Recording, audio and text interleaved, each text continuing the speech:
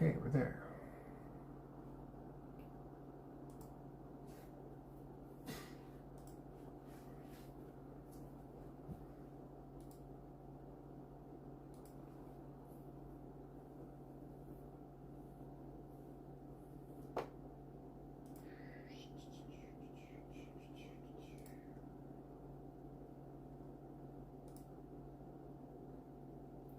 Very grateful. You're first. How are you?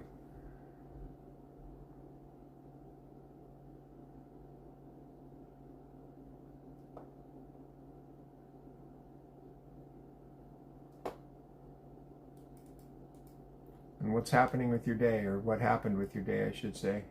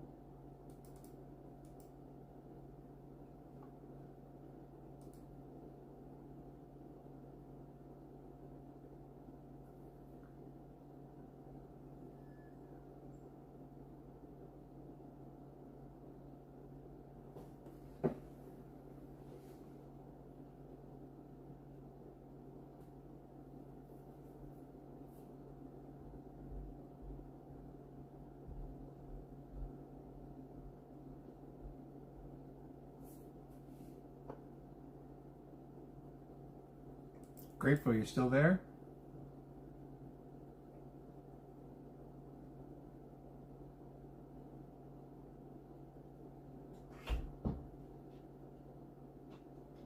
Oh, Rosie, hang on a second.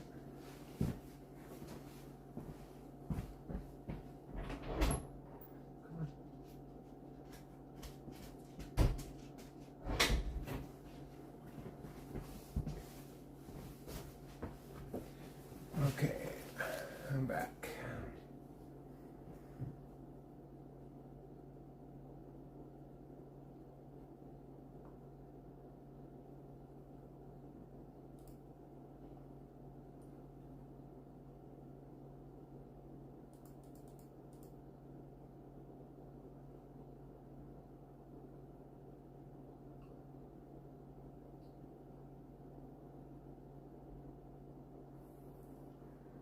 Oh, who does my profile picture look like?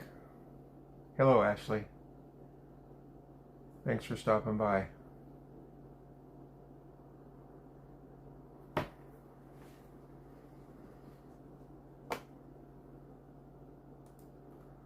So, let's see.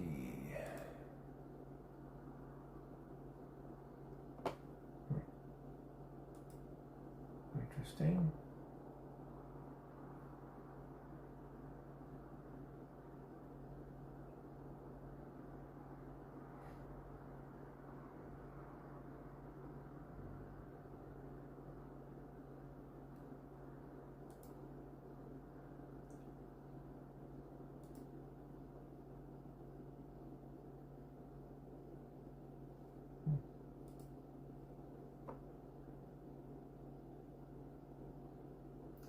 Hi, Clint. How are you? Well, I'm glad you like the hair. Doesn't look like it used to, but all right. I'll take it.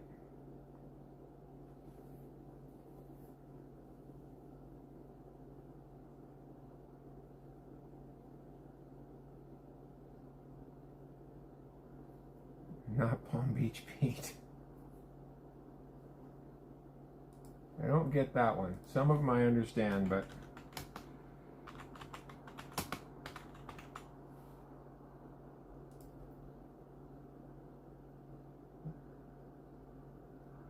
yeah, fair enough, Clint. I'm not complaining.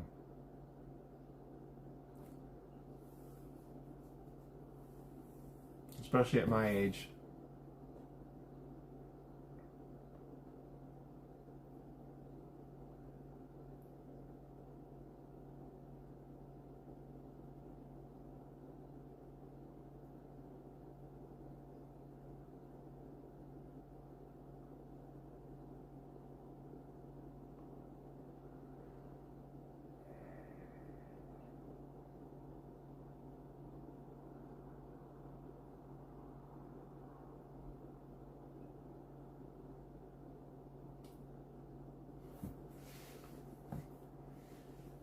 Okay, Flint.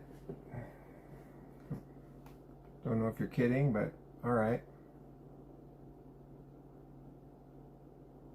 Fair enough. It's kind of messy today because I was working outside, so. Hey, Miranda, you're back, and Rusty too.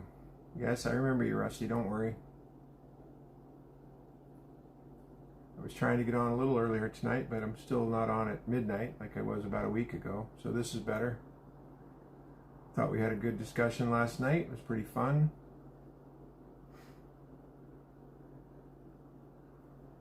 What did I do with my day? I had to do a bunch of work on the computer.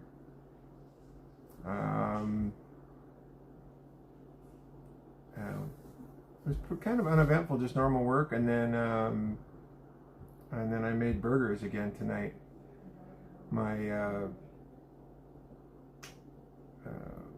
inexpensive burgers that I make for under $2, so including the meat and the bun and the cheese and the whole shooting match. So that's always popular around the house when I'm making those.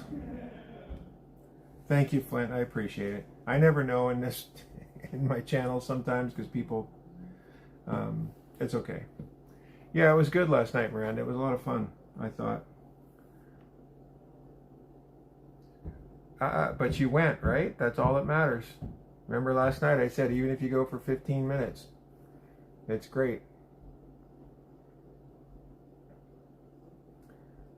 Okay, so Rusty, today I did another experiment with, so I don't always, in fact I almost never cook the buns or toast the buns.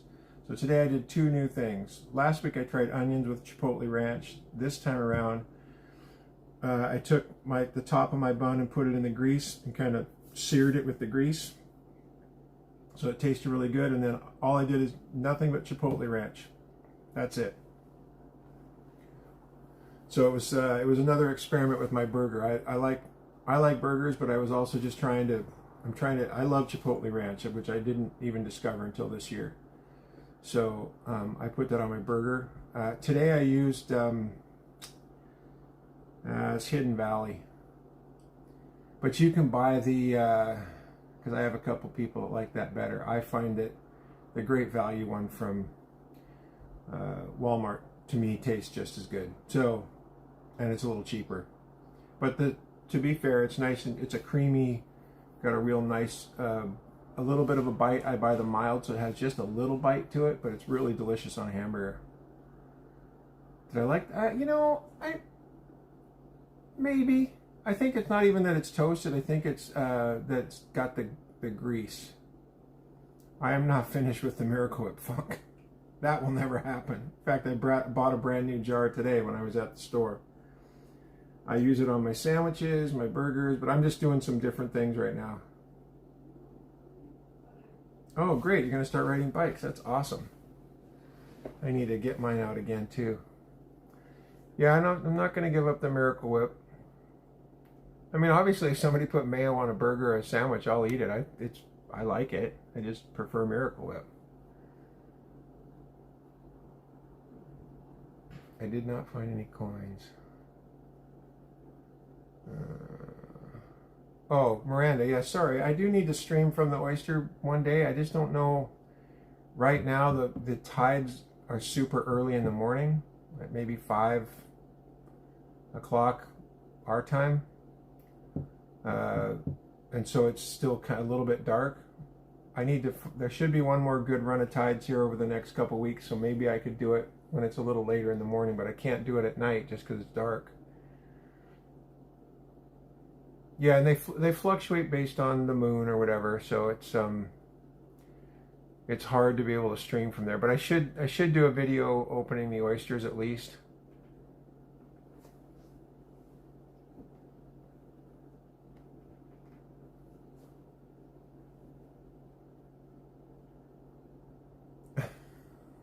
Okay, oh. And Nolan's back. Jurassic's back.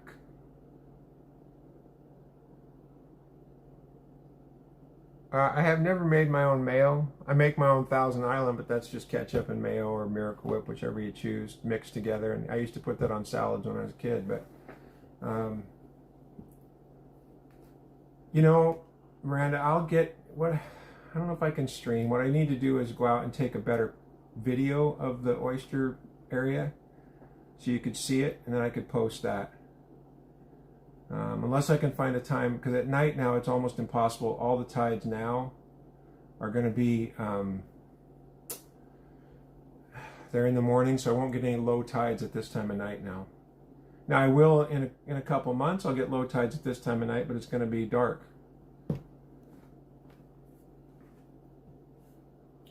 That's me, Zorlornius. Yeah, no, Miranda, I will get out there though.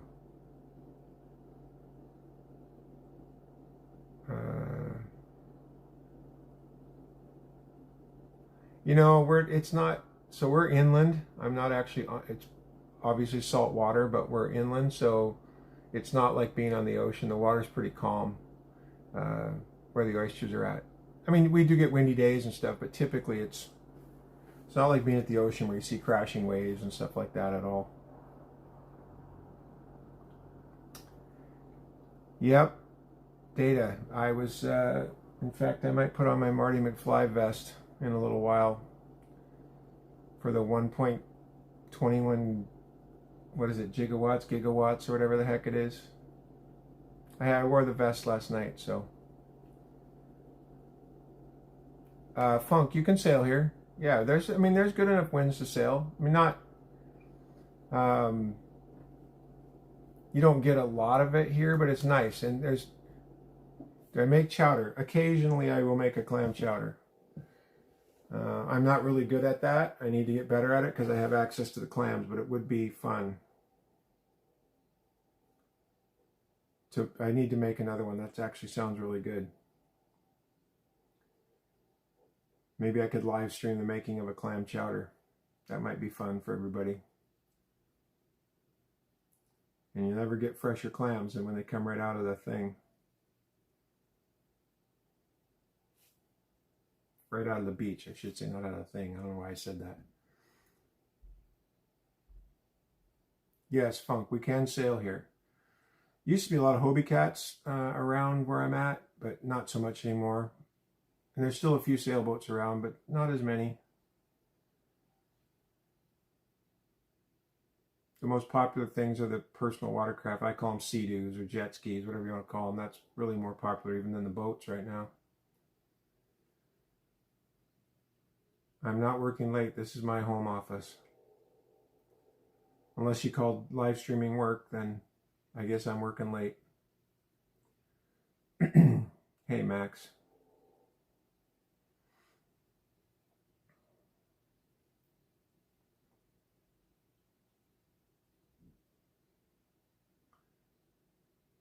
Yeah, you know, it's funny because I grew up around the waterfall, and so I take it for granted, which I should not. You kind of just assume everybody knows. But if you were to see the waterway I'm talking about, and it looks more like it should be a lake because where I'm at doesn't look big, where the oyster farm is at. So it's not really a huge waterway. It's really narrow, probably only 1.5 miles wide, but it is salt water that eventually dumps out into the Pacific Ocean. Yep. Yeah, creeks. Well, there's creeks around here too. Intercoastal. Yep. Yeah, so technically it's part of Puget Sound. So if you look up Puget Sound, you'll see what it looks like on a map. The DeLorean is being worked on, so not available right now for a spare. Is it shore? Well, not right where I'm at, but where the oysters are, yes.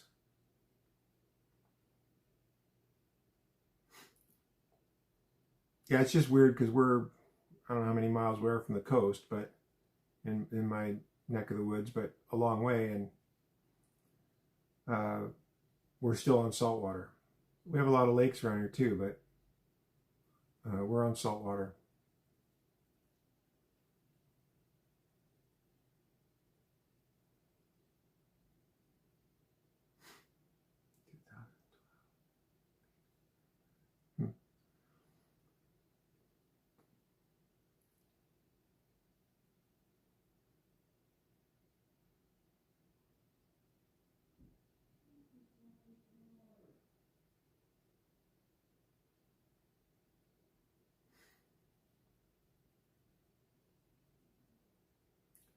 Scarlett Johansson. Yeah, I'm pretty sure she's not interested in me. She's married to that guy on. Isn't she married to the guy on Saturday Night Live? We do have saltwater taffy. Yeah, taffy's good, huh? You don't see it around as much as you used to, though. Wonder why. Never thought of that.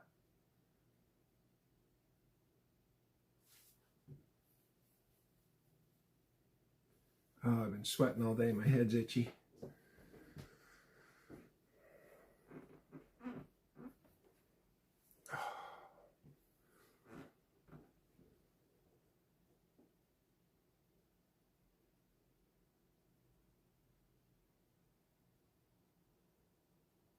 You know, I don't know, Funk. It's an excellent question. I'm sure maybe at some point they must have. I don't know where it would have got its name, but what is the best car failure? What do you mean, very grateful? What is the best car failure?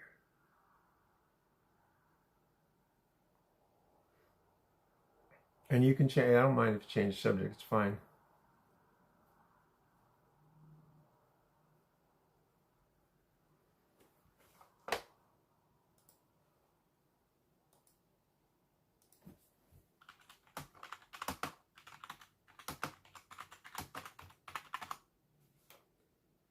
We're going to look it up.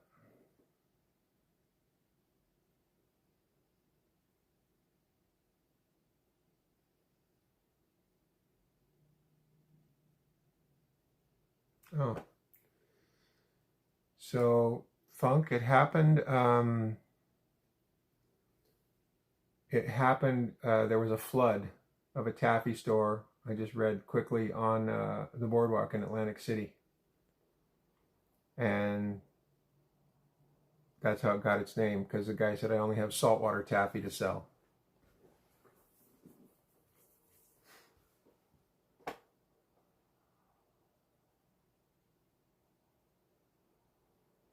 So it looks like it started from Atlantic City, and the taffy was actually flooded and covered with salt water.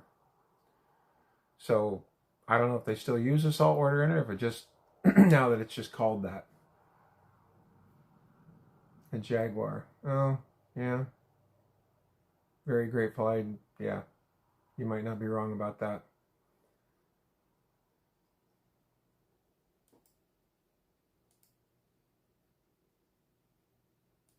Yeah, I just quickly searched it, Funk, just to see what it said. And that's as fast as I could read it. But if you just do a Google search for it, it'll show up.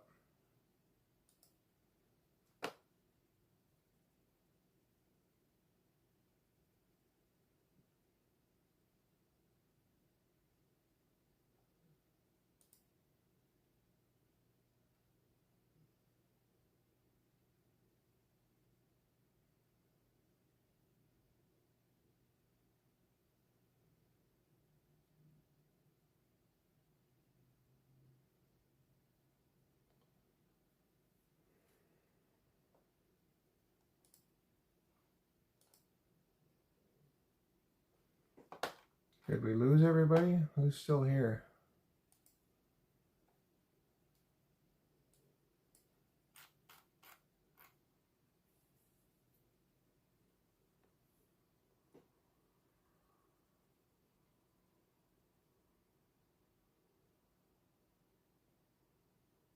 That's kind of cool.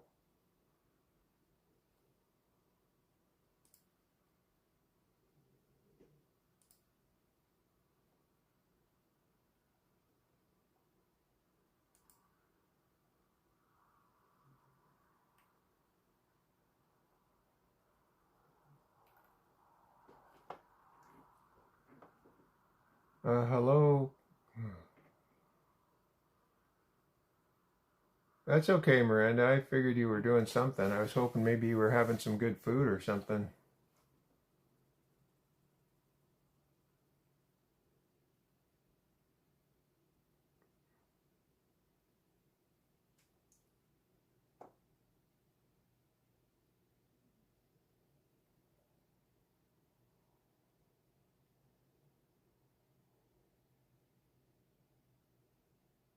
Oh, what did something else happen there, Miranda? Oh, you're baking shrimp. That sounds good. How are you cooking them?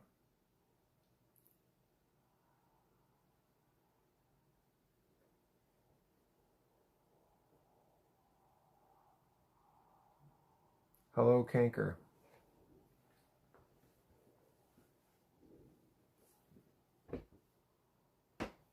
Oysters caught with a net. No, very grateful. You actually they just sit on the beach. You can just pick them up. There's a little bit funk, but not like normal.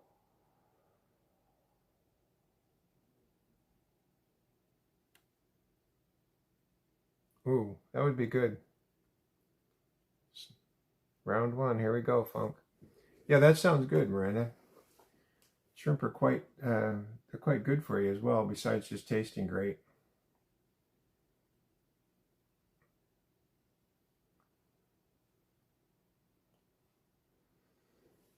I still can't get over the whole infrared oven thing. Little sea bugs. Yeah, I guess they are kind of.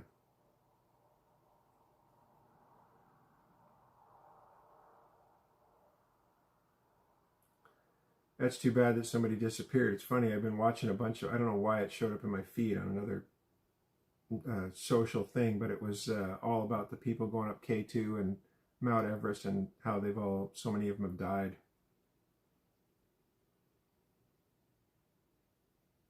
Unless they're, yeah, isn't that a weird thing? Jumbo shrimp.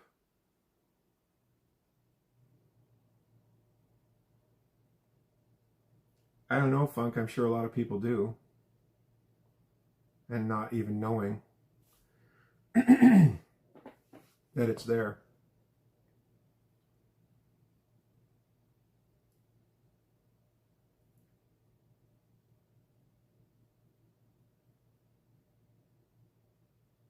I'm sure the average person does.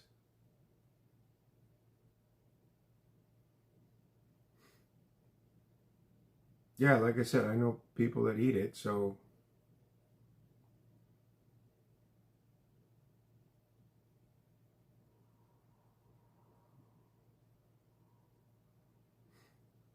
well, I mean, a lot of people, though, when they pull them right out of the water and eat them, they don't clean them. They just crack the head off and eat the meat. I've seen people do that. So, and I've never seen any of them get sick.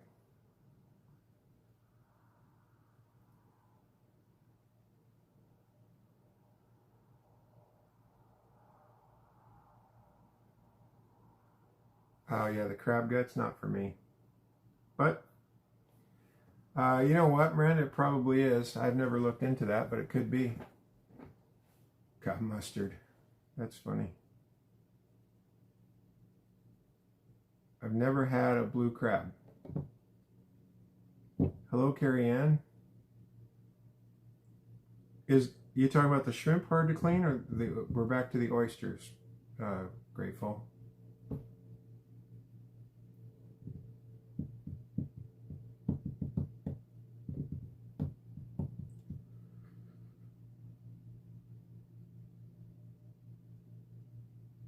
Hey, James from Arkansas. Cool.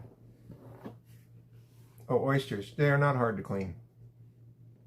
In fact, a lot of people don't really even clean them when you open the shell. There's a muscle that attaches inside the shell to the meat. You just slice that off and pop them back. I'm very well, Carrie. How are you? Chug a bottle of yellow mustard. Ooh, I don't know if I don't know if I'd want to try that.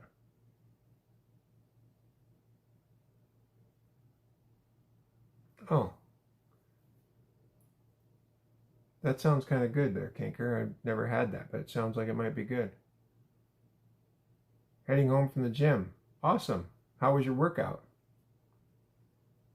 And were you there for a class or just general workout?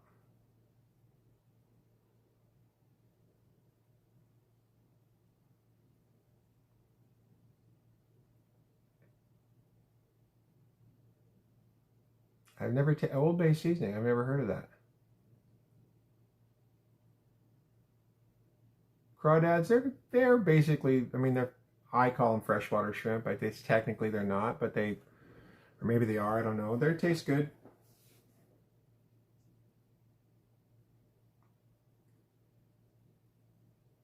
Old Bay. I've never had Old Bay.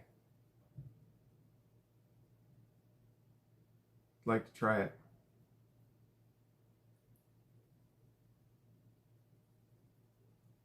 The jumbo. Yeah, nice, Kanker.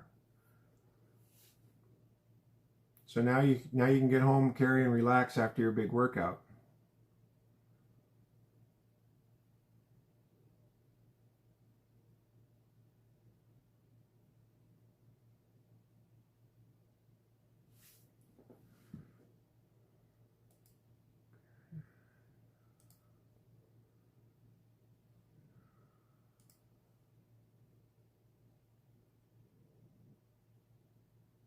I unfortunately did not work out at all today, so it wasn't good.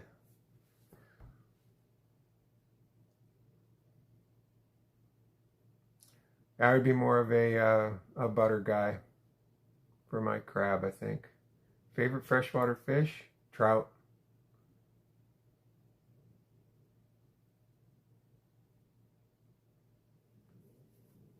Never had crappie.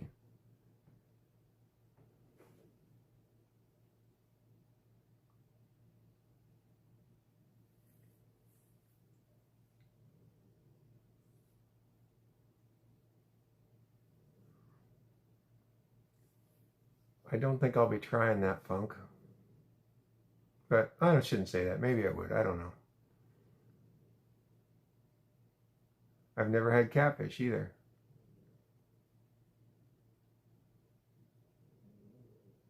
I love watching people catch them. Looks like they put up quite the. They look like they're quite fun to catch if you're a fisherman.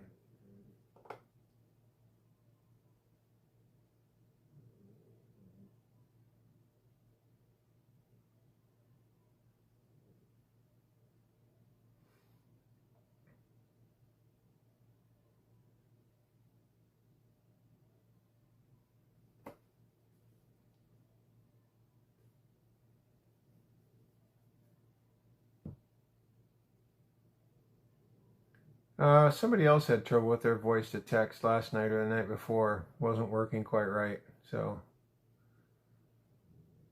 yeah, I haven't, grateful I haven't had scallops in I don't know how long. So I can't even remember the last time I had them. And I'm talking a long time, like, I don't know, 30 years.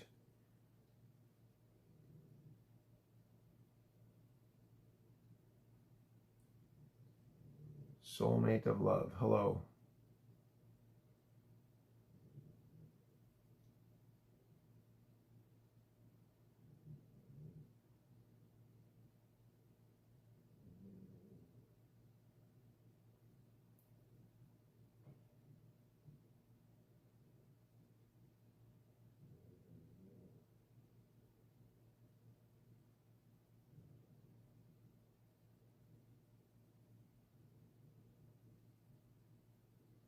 Okay, so Kanker, do the blue shrimp taste any different than what I would call it for normal for me, like standard shrimp that you would, the pink shrimp? Is the flavor different, texture different?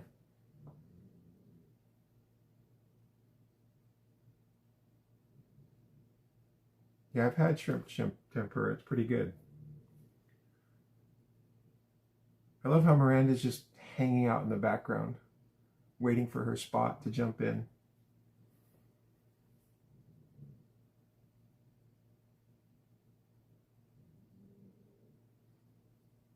Comes on a stick. Don't bother with it. Yeah, you know what? I like to cook them. No, I get it, Miranda. It's okay. I think it's just funny. Somebody in there was somebody else last night doing that too. Maybe it was a busy lady. I thought she was gone, and all of a sudden there she was. She chimed in with something. I don't even remember what we were talking about at the time. Clayton, I'm well. How are you?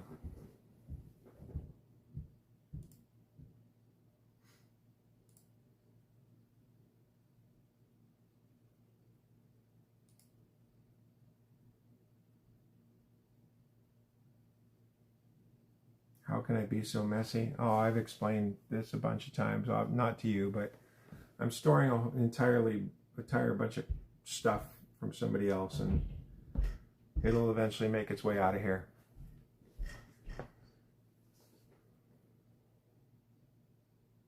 Can Aldi not sponsor me? I don't know why they would. I don't have an Aldi around me. I mean, I do a lot of shopping at Walmart just because of the prices. Clayton, I'm glad you came on board. Hopefully you'll enjoy the conversation tonight.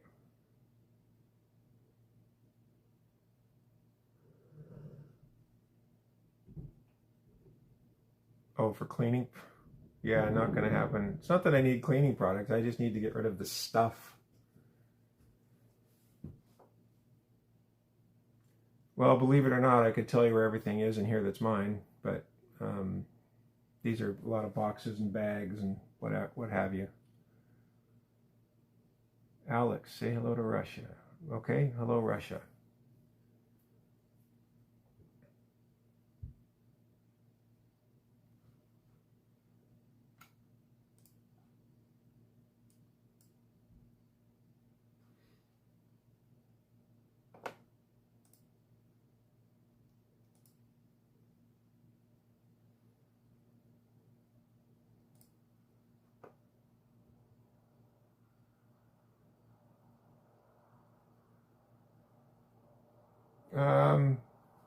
No, in my head I'm fine.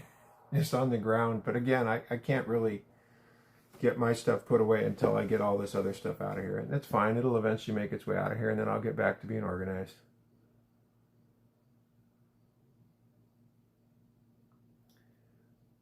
Well, if I were rich, I would have someone clean it up. Pay them to do it for me and organize it.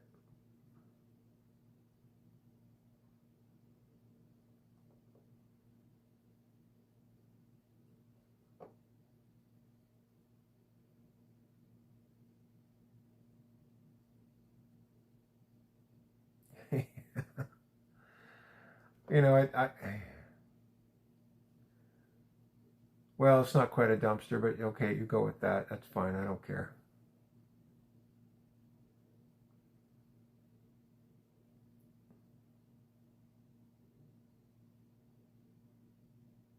And like I said, it'll eventually all go away, and then I'll clean it up.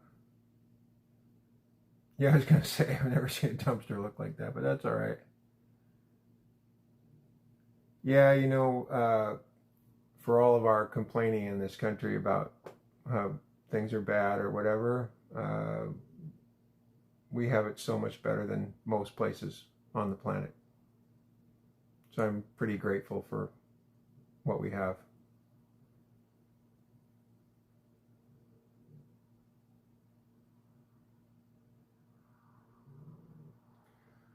Marty McFly, well, he was here last night wearing his vest, but yeah, I'll wear the vest. I was going to wear it tonight, but it's still a little too warm. I know. You know what? I'm going to grab it and put it on just so people know I'm not Doc, that I'm actually Marty. There. Okay. I'm back with the Marty McFly vest. Yeah, Liliette, that's if I could clean it out, I would. That's not my stuff, as you can see. It's somebody else's stuff. I can't get rid of it. So when he finally gets it out of here, then I will get reorganized.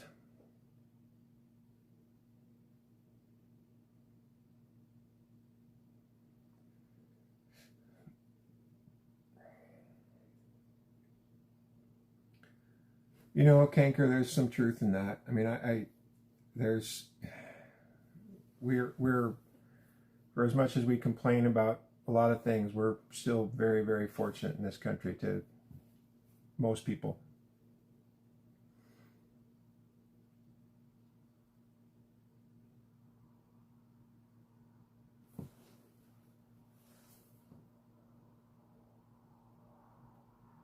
Yeah, Miranda, I was wondering about that too.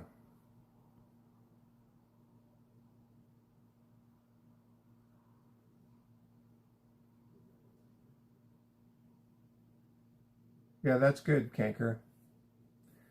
Because you never know who might end up in that position.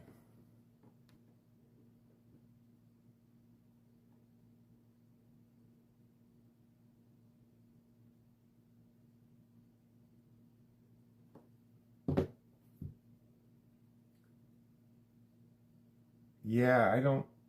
Yeah, little kids should not be in these chat rooms without supervision.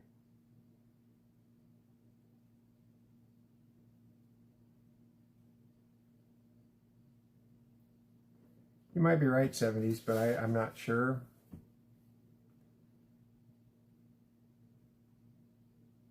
Yeah, there was a kid that came on one of my chats one day, and he goes, I can't remember his name now, and he said I'm 8, and I'm like, oh, okay, and then I didn't speak to him anymore because I just didn't want.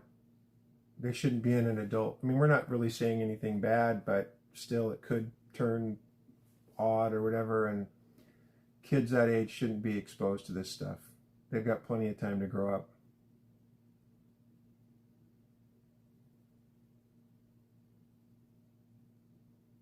Yeah, I agree with you, Canker. Take take a hold of the reins and don't let these kids see some of this stuff.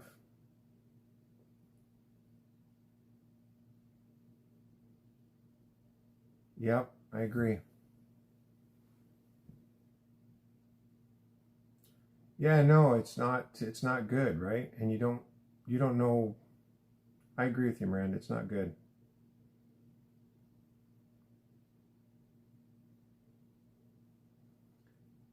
Yeah, maybe I should kick them out. I think that's not necessarily a bad thing. If I really know they're that young, I should just block them.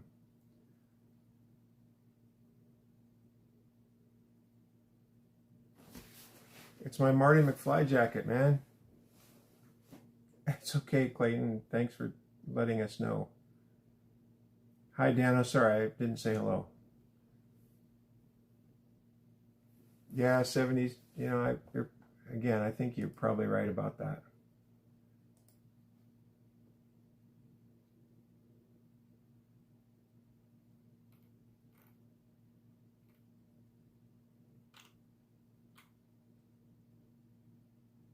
Hmm.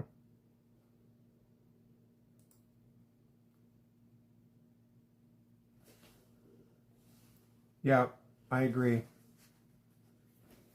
But some of those things can still slip through even on YouTube Kids. But I think that just don't let the kids look at YouTube. I mean, it's possible to take that stuff away from kids. Because I see what the younger kids are looking at around. I have younger relatives, and you see even at 15 and 16, and I'm thinking,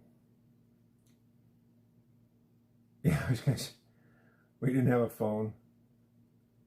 I mean, when you left to go out, you see all these stories on the internet. You go out for the evening, your parents didn't have any way to reach you. You left at 7 o'clock and got home at 1 or something like that, and they didn't know where you were until you got home. I mean, they had a vague idea because you said we're going to the movies or whatever, but they didn't really know. Yeah, now people are addicted to it. I see parents all the time say, I won't let my kid be in school without having a phone. And I'm like, why? If it's an emergency, they're going to be taken care of. So,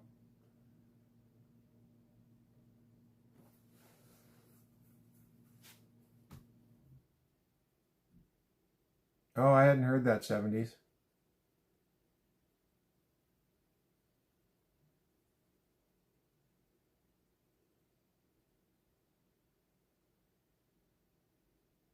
I bested you. Sorry, Funk.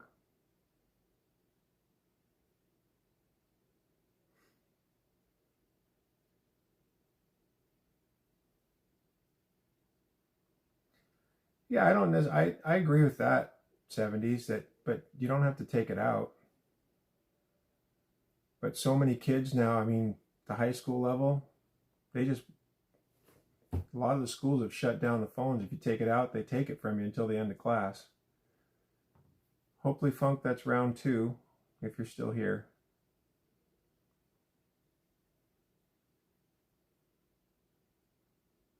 I mean, I know some teachers that when they were done for the day, they would allow like the last 10 minutes of class, they would allow some of the kids to have their phones out, but not before that.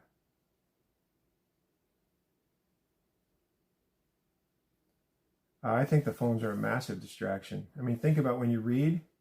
I mean, imagine if you read a book versus reading on your phone. I guarantee you won't remember the same if you're reading it electronically versus touching actual paper.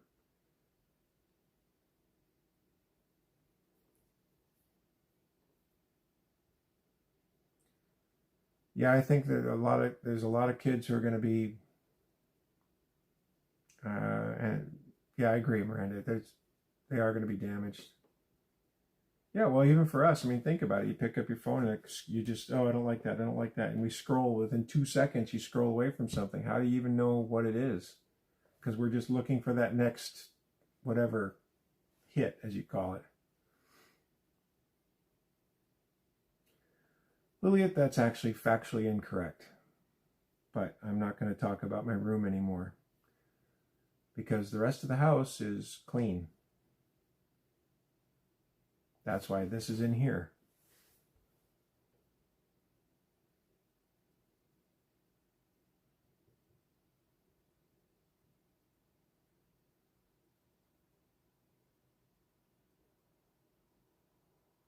Well, Funk, I didn't want you to leave.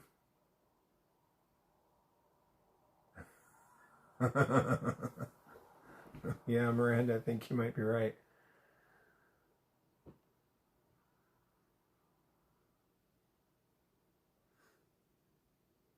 Yeah, it's good to not have your phone. I mean, it's like a crutch. I'm going to the kitchen. I grab my phone. I go back to sit on the couch and watch TV. I grab my phone. Why? It's just this habit. And for what?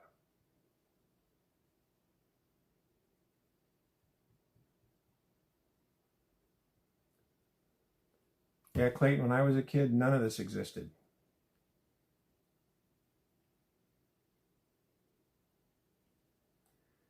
Yeah, Liliet, you're off base. So good grief. I don't need to explain my cleanliness to you. The Time Machine movie. Yeah. Yep. The Eli. Yeah. Oh, yeah. So you're talking about the original one. That was a good movie. I haven't seen that in a long time.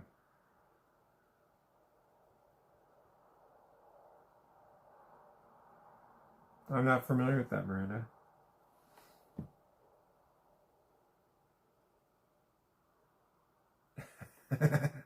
Funk, that's pretty funny. I've got I've done another one on galas and Pink Lady as well that I haven't posted to YouTube, but I will post them up. I'm doing a little series on apples.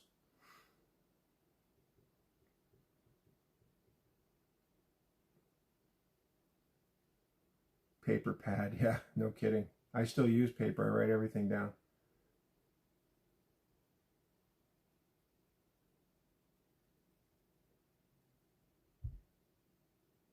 I I don't know what my favorite pie is. Great Scott. Another one. That's why I'm wearing the vest. I got my Marty McFly vest on. I'm not an author, but I've written things in the past. No, it's a printer.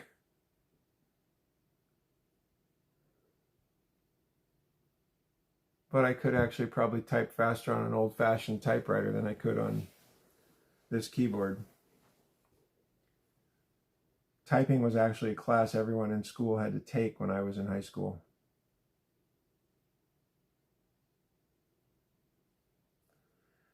Lilia, I never said this was a clean room. You insulted my clothes. You insulted my house, said I was not a clean person. It has nothing to do with the cleanliness of my room.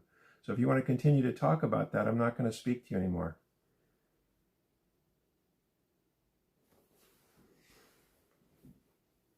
I'm an entrepreneur, Breadloaf.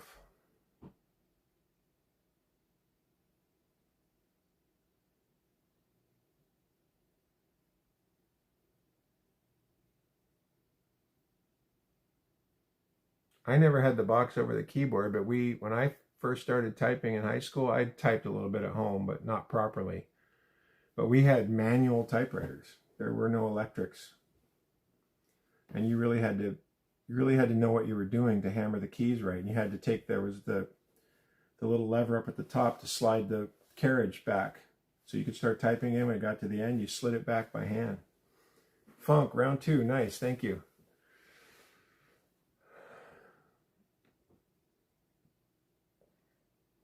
Yeah, yeah, the Apple II would have seemed like a dream come true compared to being on a manual.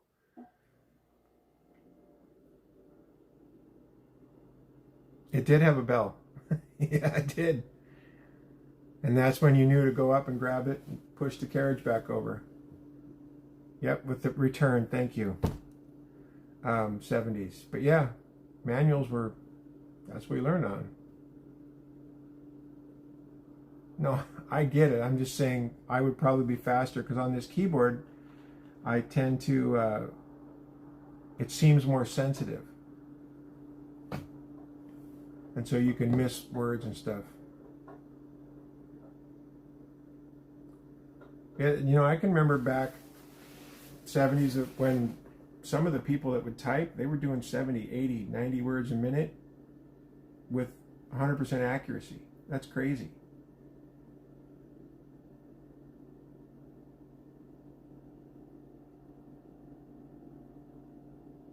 Yeah, I know, I get it, Kanker. I've just never done it.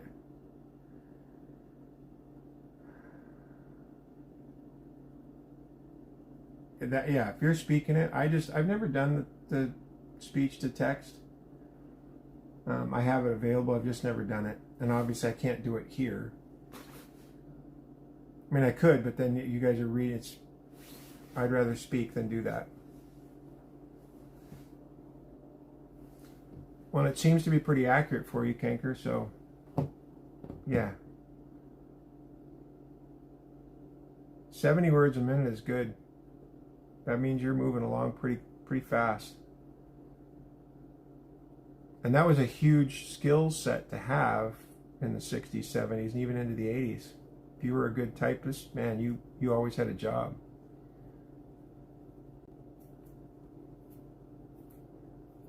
Liliet, I wouldn't do it for $1 million. I'm all thumbs.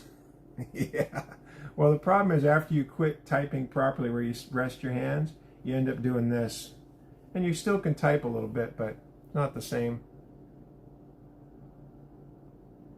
Oh, it's fine, 70, whatever. I'm just happy people show up and have nice conversations. I've been trying to help motivate people with whatever they're into. I kind of like doing that. So, and impart any wisdom that I have to help them do whatever it is they're trying to do. I really enjoy that process. Plans for tomorrow? Just working. Where am I from? I'm from the state of Washington. Where are you from? Yeah, Dano, it's fine.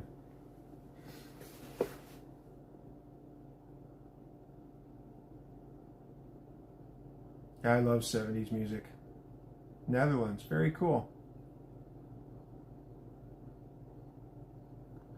Well, that's still motivation, Funk. And we had, what was it? I have to go back and look. But there was a guy on here last night that got motivated by one of my videos. He and his business partner went out.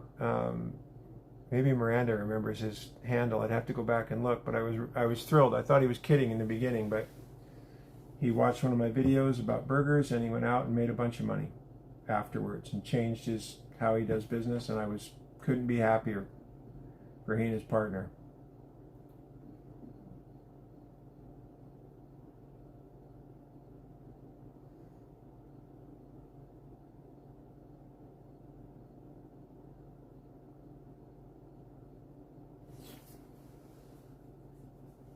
I like true crime, but I love guitar. Emulation. That's what it was. It was emulation. Emulation Kid, I think you're right. And that was a great, I was really happy for him that he did that.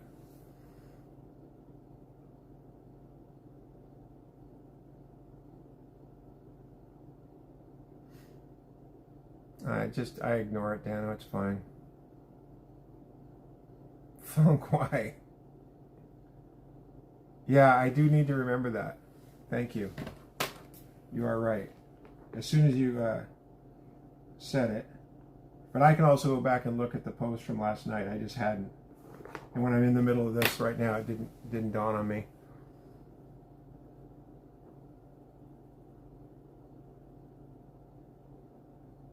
I agree, Kanker. You should invest based on what's going to make you money.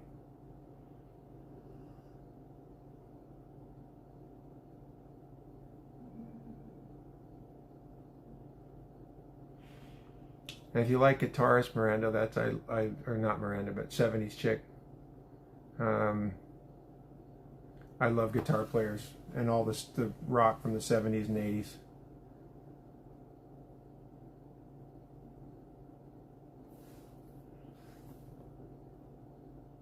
Funk, it's fine. Yeah, I don't mind. If I'm motivating you to do something, even if it's come here, then I'm happy. Yeah, I've caught some of those. There's some on 70s. I've seen some on TikTok too doing some stuff. It's pretty cool.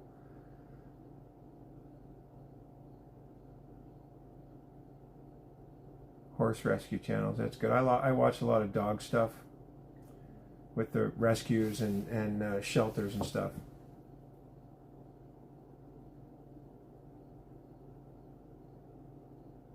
Funk, they've been here a little bit, but they haven't stuck around.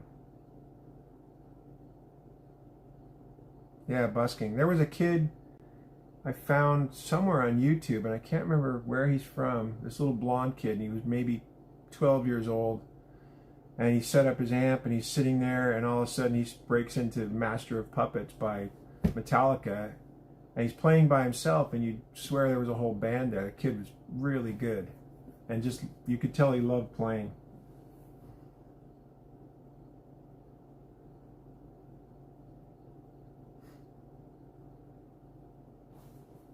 And Miranda, thank you for reminding me of that emulation thing. I hope to see him back here. Biggest fear? I don't know. What kind of music do I like? I like a lot of different stuff. I mean, I really like a lot of stuff. I tend to gravitate to rock, but then again, I'll listen to Metallica, Van Halen, Grand Funk Railroad, Boston, all that stuff, and I'll listen to John Denver and easy listening stuff and country, and I listen to everything. I just really love music. James Chatfield. Not familiar with him, but I'll have to look him up.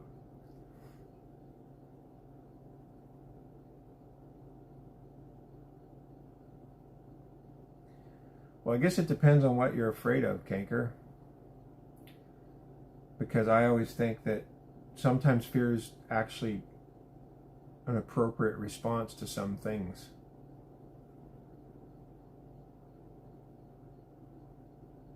Doesn't mean you should stop you, but spending my time fearing, that's funny.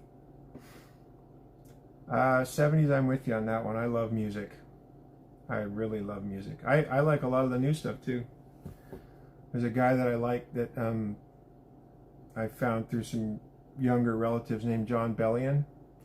He's got a lot of really good music. He's a really good writer and talented singer. He's written a lot of songs for other people that have become hits. So yeah, he's kind of my go-to of the new music. Not heard of Oliver Tree. Hang on, I gotta go back to that. James Chatfield, I remember that. Mozart, yeah, that's funny. I get George Washington a lot too.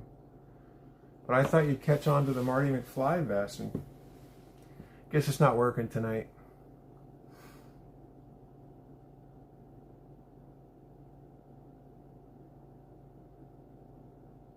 Yeah, that would be fun.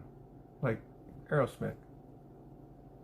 And the funny part is when you play those kind of games, Kanker, is that you think, oh, it'll be really easy, and then you'll get to a letter and go, oh, and then after somebody says something, you know, why didn't I think of that? Yeah, I was going to say Boston. America's a good one too. America had some great songs. ABBA, absolutely. We're on to C now? Okay, what are we on to C? I can't even think of a C. I'm sure somebody's going to come up with a good one, but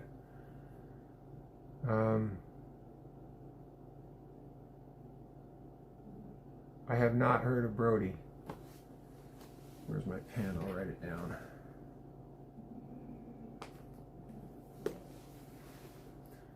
Ah, Chicago, and oh, I couldn't think of CCR. Holy crap! I love the album Cosmos Factory. That was a great album. Yeah, Creedence, awesome. Chicago, they had some great songs. I love that song, "Make You Smile." One of my favorites by them. And I like how they had the horns involved too. Doobie Brothers, excellent. D. Hey Bella, we're doing a little music game right now, and we're on the letter D, and it has to be a band or an artist from the 70s that starts with D. We started out at A, and we're kind of moving down the line here. Yeah, I didn't think of CCR either, and as soon as I saw it, I was like, oh yeah, why didn't I think of that? And Chicago, I can't believe I didn't think of Chicago. Marty vest, Doc Brown hair. Yeah, well, I'm an old Marty. So, Doobie Brothers, oh man, they had some good tunes. Oh, Black Water. Love that song. One of my favorites by them.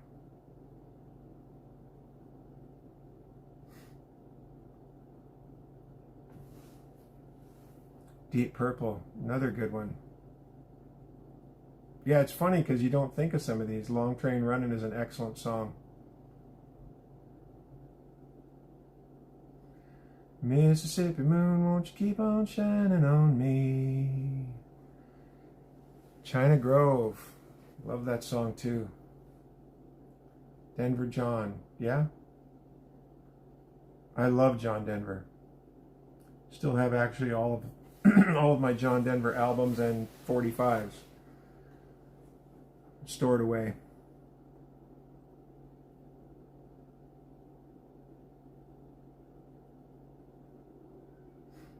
Boy, I'm getting a lot of Doc Brown lately. Yep, Deep Purple for sure. Well, we started out with 70s. I don't know. We'll have to. I guess we're moving on to E. I guess we're doing 70s. Eagles. What about ELO? They were. I love the Eagles. Yeah, ELO is awesome. Oh, I forgot about Dio. Man, shoot. Ronnie James Dio. Is there any other E's? Well, G, yeah, obviously Grand Funk. You know what? I am such a fan of Grand Funk, and I can't believe. Oh, Elton John, yeah. So many people don't. When they think of great 70s bands, so many people never mention Grand Funk, and they had some great songs. Yeah, Grateful Dead. Eloy, I never heard of them. Funk, are you tapping round 3 over there? I see a lot of hearts.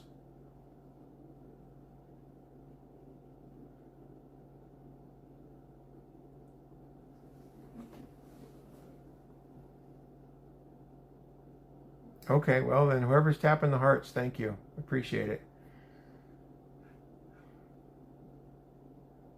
Yeah, we skipped F.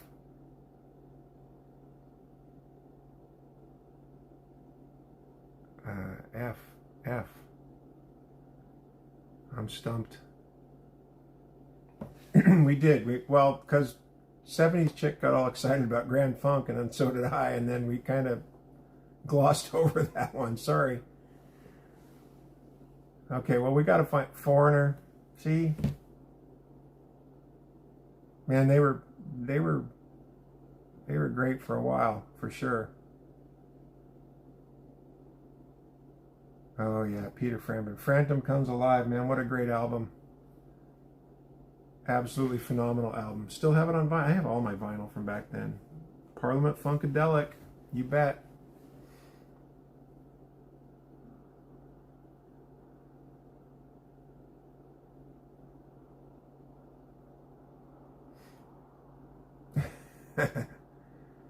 Frankie Valli still had some big hits in the 70s. Man, he could sing. Oh, Frank Zappa. I love Frank Zappa. I met his kids once. A couple times, actually. Oh, that would have been fun to see. And man, that Frampton Comes Alive tour was... I can't even imagine getting to see that. That would have been fun. Yep, Dweez and Moon. Yeah, we forgot Frank Sinatra. I guess Frank was still 40s, 50s, 60s, 70s, 80s. He was around for a long time. And Dweezil, I'm sure that 70s chick knows this, but Dweezil's actually a super accomplished guitar player. He's an excellent guitar player. Bobby Brown. Yeah. I do love that song, though. Yeah, and Peter Frampton, man, was he great with that talk box or what? He was something different. Yeah, Dweezil can play. In fact, he tells some stories about when he met Eddie Van Halen and how they kind of mingled up stuff. And yeah, Dweezil can really play.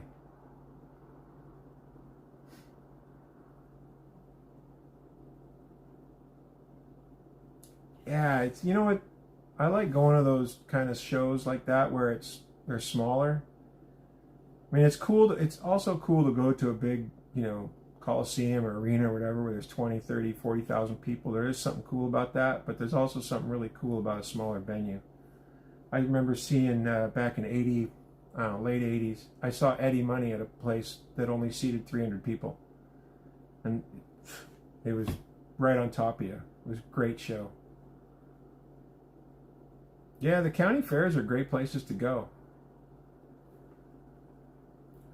Rusty, I agree with you, but there is something really cool about being at a show. I remember I saw Journey at a place that sat about 15,000 people and it was packed.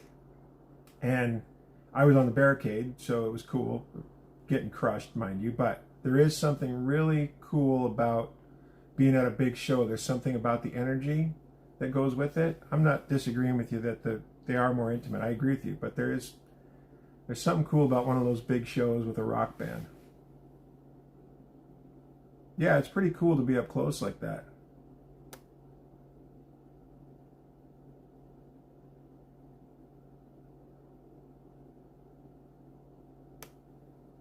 I can't stand her. Ted Nugent sold 40 million albums. She didn't. Oh, I wasn't familiar with the Ted Nugent feud with Joan Jett. I'm not aware of that.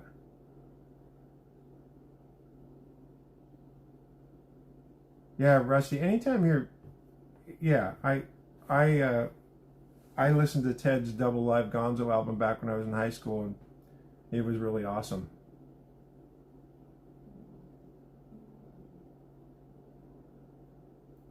Yeah, I wouldn't put Joan Jett in that top 100, but that's just me. Yeah, Ted still got that swagger about him, but yeah, he was something back in the day. I mean, everybody gets old, right?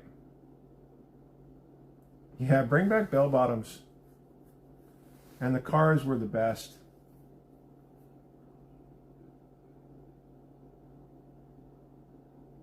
Yeah, I was good with Nirvana.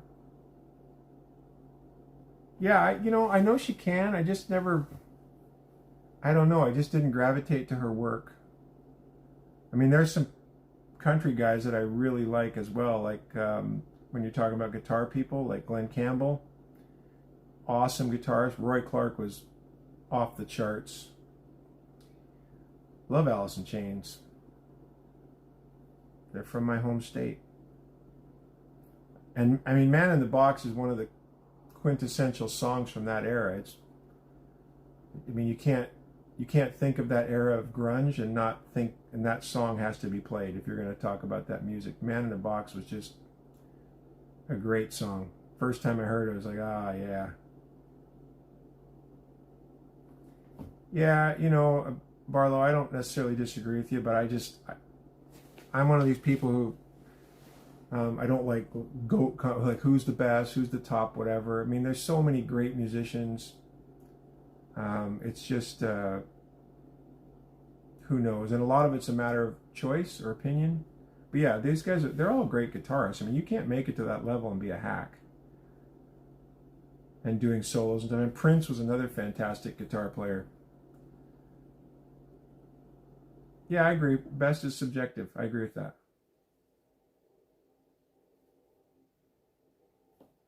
Steve Howe, great guitar player as well. I like down. Yep. Yeah. No, I just appreciate really good. I love the guitar and I love different styles of play. I mean, you know, everybody talks about Jimmy Page for being a great guitar player and for all of his great riffs that he came up with. I personally like it when he plays the acoustic. I think he's brilliant on the acoustic guitar. That's just me. And I love Led Zeppelin music, but my favorite time is when I get to hear him play the acoustic guitar.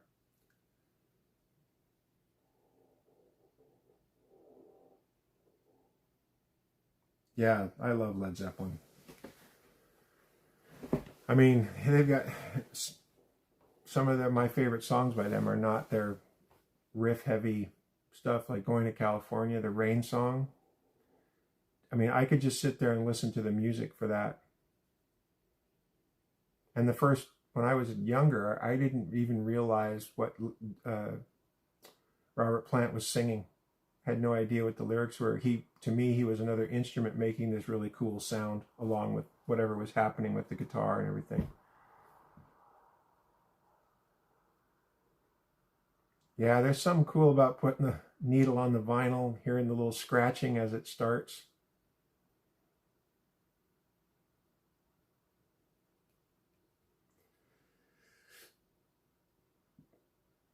Fair enough, Funk. Everybody's got to like what they got to like.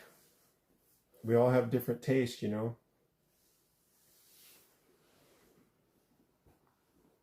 I have the Kansas album on Point of No Return. Loved it. I started switching over to cassettes a lot, just because they were mobile and I could put them in my car. I don't know. Back when when you bought albums, the fun part about that was that, or at least for me, is you put the needle on there and then you listen to the entire side of the album. You didn't just listen for, oh, that's my favorite song, I'm just going to listen to that and I'm done. Like we do today, we just download whatever our favorites are. Back then, you'd listen to the whole album. And sometimes you discover stuff that never saw the light of day that was really good music, but they didn't play it on the radio. I'm not a college music professor. I love music, but again, I explain this kind of every time. Somebody's storing some stuff here, but it will be gone, hopefully. It's supposed to be end of August, and we're approaching end of August. Not out of here. I know it will be out of here soon, but it's fine. The Cars, yeah. I like the song, I Guess You're Just What I Needed. Yeah, you know, there are some people still making CDs and vinyl and stuff as promotional stuff. But you're right, 70s. We sat down and listened to the whole album. Yeah. Well, to a lot of younger people, the 70s must seem like the Stone Age for somebody who's born in the last, since 2000. It's ancient times to them. But yeah, I remember hearing a buddy of mine bought the very first Van Halen album, and he put it on his record player, and the first song that played was Eruption, And we just sat there stunned. But we listened to the whole album, and it was something that it kind of changed you. Not that they were necessarily the best band, but that sound and that energy was just so different. We all just kind of couldn't believe what we were hearing. People, we didn't have the internet, obviously, and people were going, "Oh, he plays two guitars at once," or he's playing, with both hands, and nobody knew what was going on. And then once you finally saw him do it, you were even more impressive. But yeah, Van Halen kind of they changed everything. I don't know where Django is. I haven't seen him in a long time. Raider X. Oh yeah, Ozzy. I mean, his later music I really like. I Don't Want to Stop, when Zakk Wylde was playing the guitar with him. Oh yeah, Metallica. They were another group and they're still around. They're still huge. But I mean, they're another group that kind of like Alice in Chains with Man in the Box. They have Master of Puppets, and I know they have other great songs, but Master of Puppets is one of those songs you just look at it and go, somebody made I don't want to say it's perfect, but it's just one of those songs that just sticks in your brain forever, at least for me.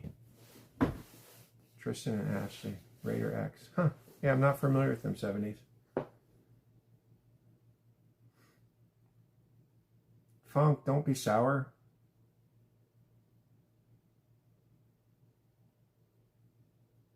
I don't know Candlemass. I like Train. Yeah.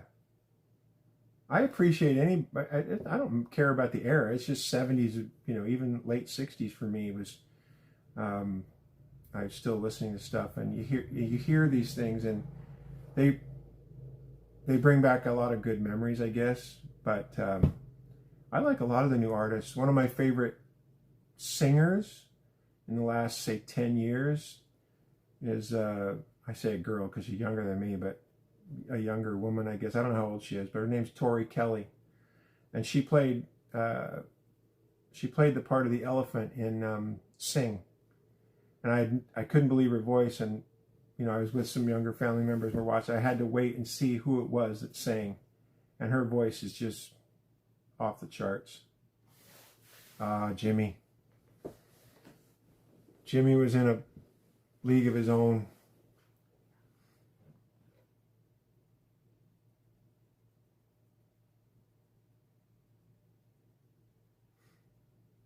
Yeah, well, because again, Kanker, if you didn't buy the album, the rest of the tracks on there didn't get played. And if they didn't get played on the radio, you didn't hear them.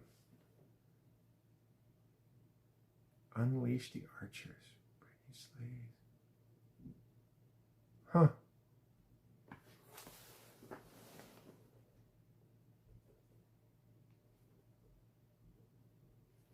I wrote that down. Yeah, there's some really good singers. I mean, it's unfortunate that so many of the singers use auto-tune, but some of them don't need it. And you can tell right away live who can sing and who can't.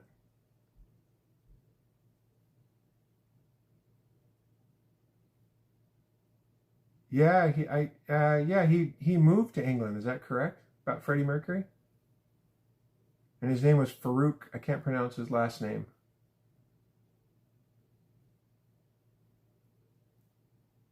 Scorpions. Awesome. Ren Lyrics. Man, you guys are throwing some names at me. I don't know. So I have not heard of him. Yeah, Freddie's voice was my favorite thing from that I've seen. I never saw them live, but my favorite event that's been recorded on YouTube or whatever is when they were playing Wembley, and it wasn't for Live Aid, it was before that. And he's wearing a yellow coat, and he's doing his vocal improv with the crowd. That to me, I can't imagine what it's like to just grab a hold of 70,000 people and just do that. Oh, that's cool, 70s. Oh, I didn't know he was already a British citizen from birth.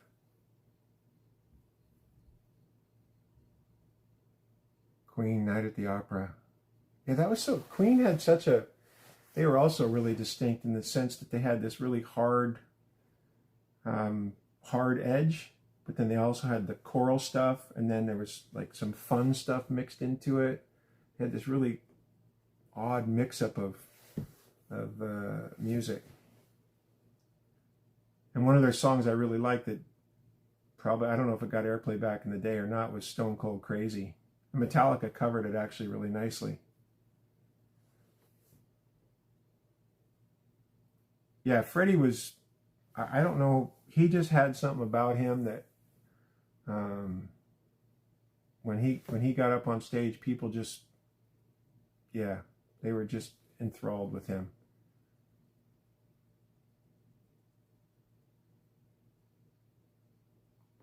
You know, it's funny when I kind of liked Kiss a little bit. They weren't necessarily on my hit parade, but and Rush when they first were way back when, I was kind of like, not that I didn't like them, I was just kind of lukewarm on Rush. But now in the later years, I really come to appreciate Rush and really like a lot of their songs. Yeah, Freddie was just, he could just draw in the crowd. You're right, 70s. He just had whatever it is, he had it. Yeah, I saw a clip, 70s, of the new Rush tour with, what's her name? Anila, the new drummer. And they had a really cool opening where South Park had done a skit in one of their shows where they're pretending to be Rush. And then as they get to a certain part where Cartman starts to play the piano synthesizer, then Geddy comes in and is playing it live. And it's a really cool opening. Hey, Daniel Berry, thanks for coming back. Favorite American band? Foreigner. Yeah, they had some great tunes. I love music. I just think it's so, I don't know. I don't know what people do without music, honestly, that aren't big into music. I can't imagine that.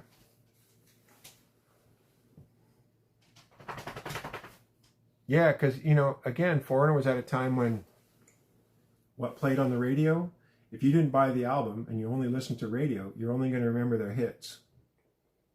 And a lot of people didn't buy the albums.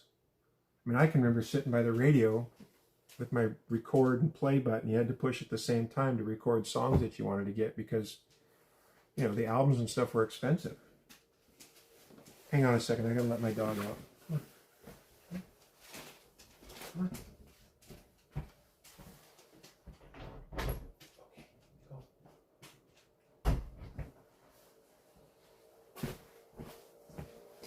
Sorry about that. Okay, I'm back. Yeah, Cold as Ice was good and hot-blooded.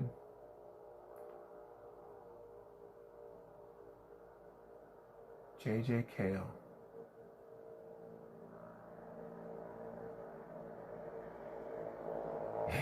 Yeah, mixtapes. Kids today have no idea. They've got a playlist now. And then you had to have a pencil in case the tape came out so you could turn the spool back, get the tape rewound. Yeah, buying blank tapes was cool because then you could record anything you wanted off the radio.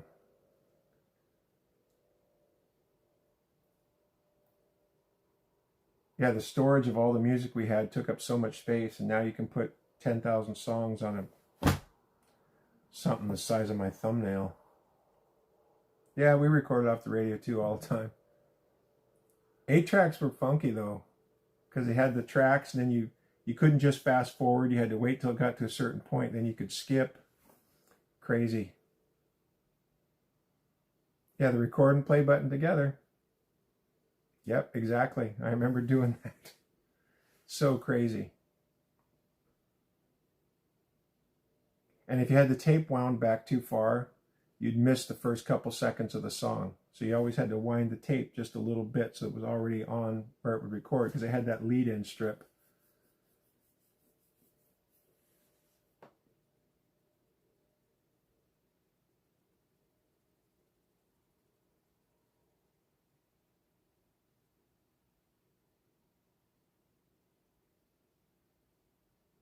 Yeah, the Grateful Dead did have quite a following. I mean, wherever they went, they were already sold out for sure. Yeah, no, they were. Yeah, I think it was the same 15,000 people just followed them around in motorhomes and went to every city. Yeah, I still have stacks of cassettes. I should go. That'd be fun to take out. I've still got cassette players at work. It'd be fun to take some of those old things out and see what I recorded.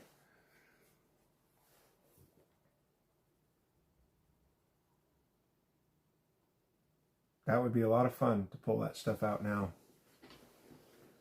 and see what we were thinking when we were young.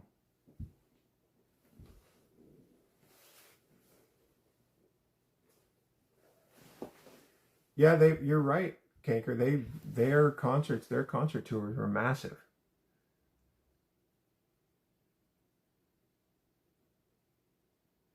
Yeah, Grace Slick for sure.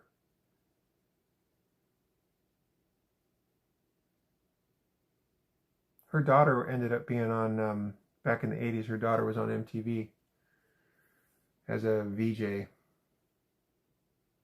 Oh, very cool. Yeah, there was the 70s had a huge uh, music scene back in San Francisco.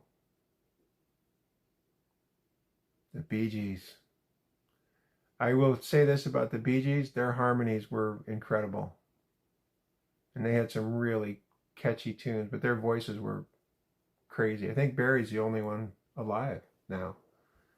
I think he's the last one. Hey, Shivangi, you're back. We're talking music today.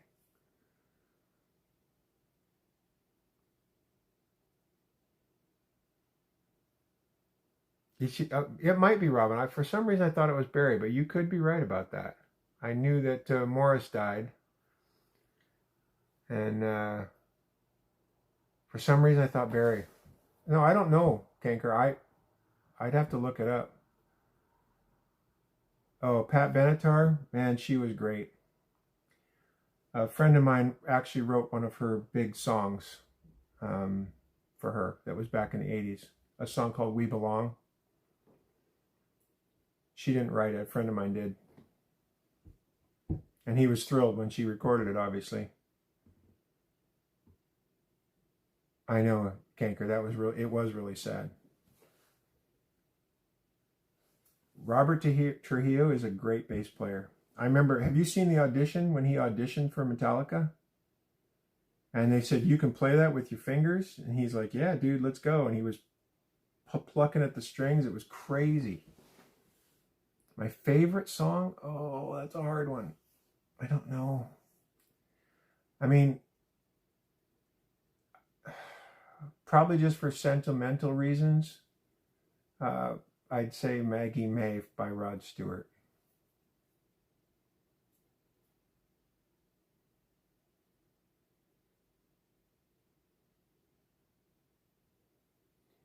I knew lots of poor people that were doing that stuff too. They were robbing and stealing and doing whatever.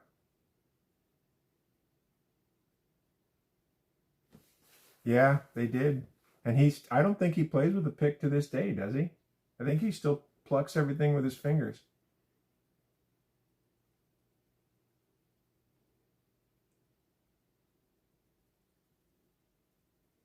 Yeah, I have to go back and listen to it, Kanker. Yeah, I mean, Jeff Beck and Rod Stewart and those guys, they were, back in the 60s, they were crushing it.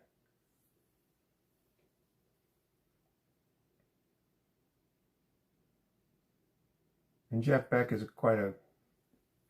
he's a name that a lot of people don't know. I think they should know him, but a lot of people don't know who he is.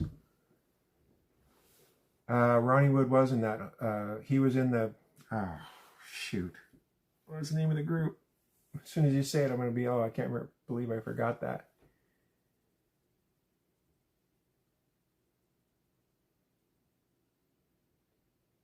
Trying Not to Die. Gotta look that up. Nearby, I agree with you. Prince was a great guitar player. Off the charts good. Oh, Harry Potter.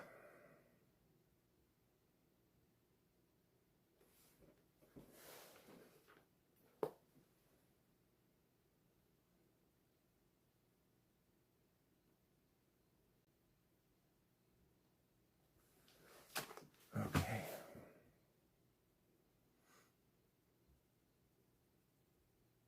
Yeah, Ron Wood. Santana. It's definitely a, yeah. It's funny when you try to think of this stuff and then it doesn't come to you, um, and then when somebody says like, oh yeah, how did I not remember that? Santana had a great touch on the guitar too. Wasn't wildly acrobatic, but just the tone he captured was really good. Yeah, there has been a lot of people go recently. Unfortunately, all these rock stars now from the 70s and into the 80s are going to start going away. I love Rick Springfield was a pop artist, but I really liked him. He was kind of rock, but he was good. And one of his biggest songs was written by Sammy Hagar. Blue Oyster Cult. I love their song Godzilla. Love that song. And Cream, yeah. Back when you actually had to be a musician. Now my dog wants back in. Hang on. Come on. Go. Get under. Okay. Yeah, so many good musicians. And they had to play live and they had to actually be able to sing.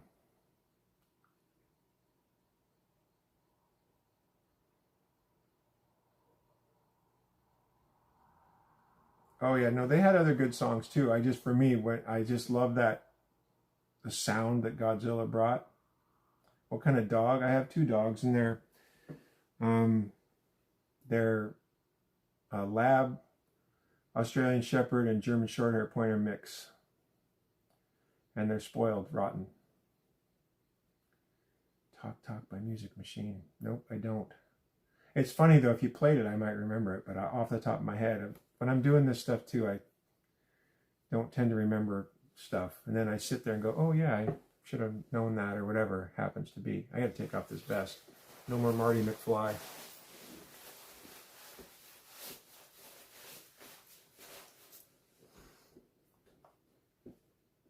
Yeah, there'll be no braids, Harry. Not gonna happen.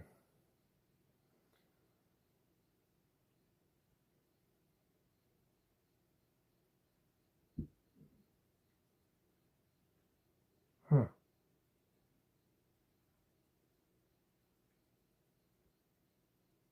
Brian Ferry. He was super popular, and Roxy Music, super popular as well.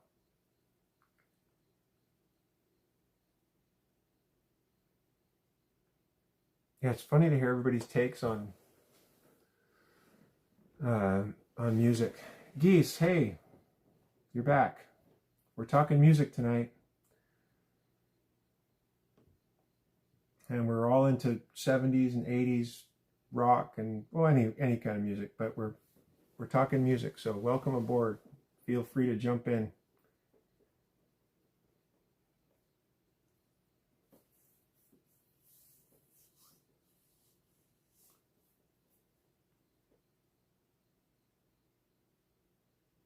I'm on Western Washington.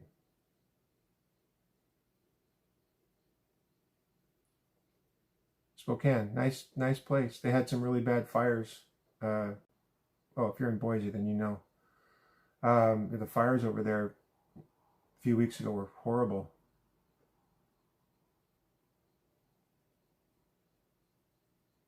Yeah, Roxy Music, absolutely. I agree.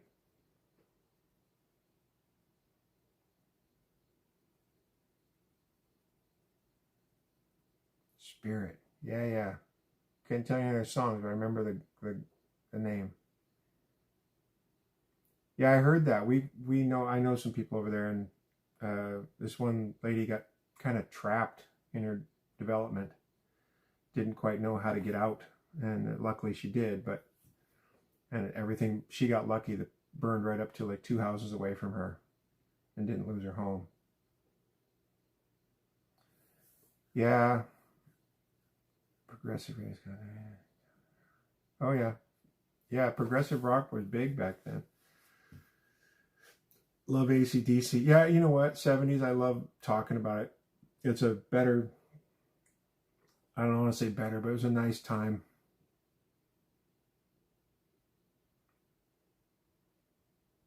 Yeah, AC/DC for sure, Geese. I love them. I had not heard that about the firefighters 70s. I think that kind of happens every year, unfortunately.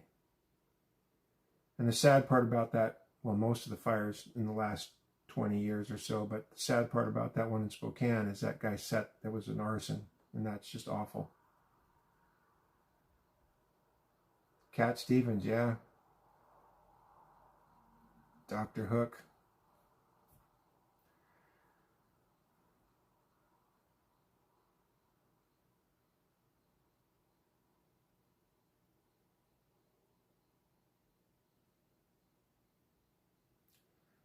Yeah, you know, people didn't know what was going to happen to them for sure. I remember when that happened, and we're like, you know, but um, I do not remember Brother John. Sorry. Yeah, Black Sabbath survived. Stevie Ray Vaughan, love listening to him. The way he played was different. I mean that in a good way, not a bad way. His, I don't know, just the way he played. I love watching him play. The way he moved with the guitar and um, oh, yeah, Stevie could play for sure. That was sad.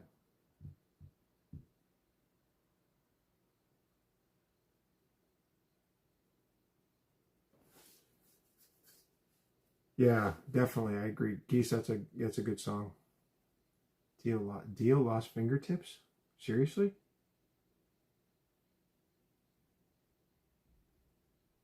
Butterfield Blues Band.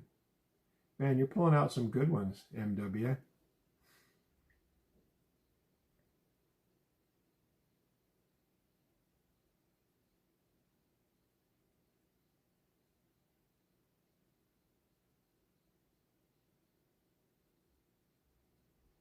Yeah, Jerry Garcia was quite the character for sure.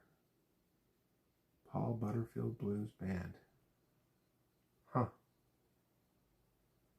Uh, Dio did pass away. I think it was last year. I have to look it up, but it hasn't been that long ago.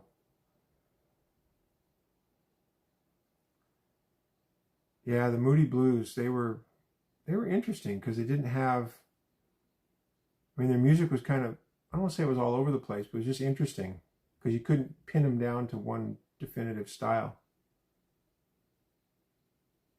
Engelbert Humperdinck. Man, I haven't heard his name in a long time.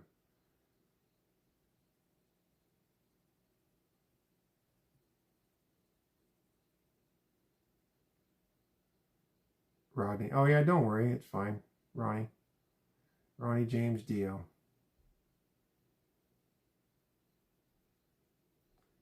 I consume $9 tree cough relief gels.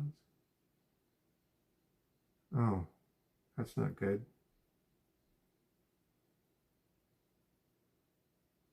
Yeah, those guys could all sing. Kanker, they could all sing. And they could do it live, you know?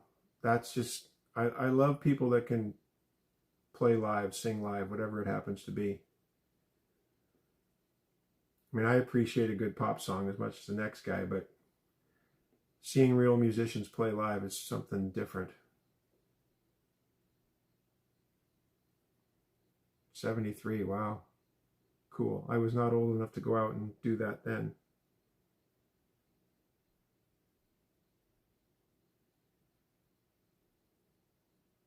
Last in Line. Yeah, I got to go back and listen to that one, Geese. I probably haven't heard that in I don't even know. Yeah, Randy Rhoads, another tragic loss, but what a great guitar player. First concert was Alice Cooper. That must have been kind of interesting to say the least. Alice was quite theatric. I mean, he still is when he performs, but at the time he was doing that, it was pretty unique. Yeah, we had joy, we had fun, we had seasons in the sun. That was a great song.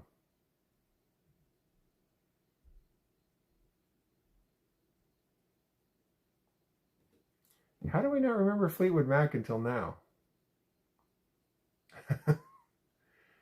Geese, you don't know what you missed.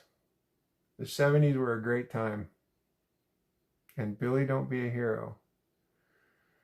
Don't be a fool with your life.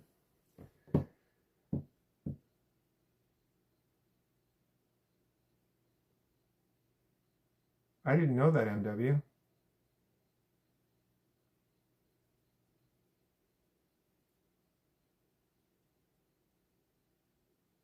Yeah, I gotta look that one up.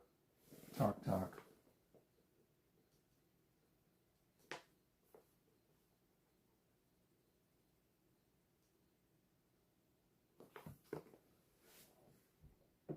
Oh yeah, Brandy. I have that Looking Glasses song Brandy. I have that on a 45. Geese, do you know what 45s are? Do you remember them at all?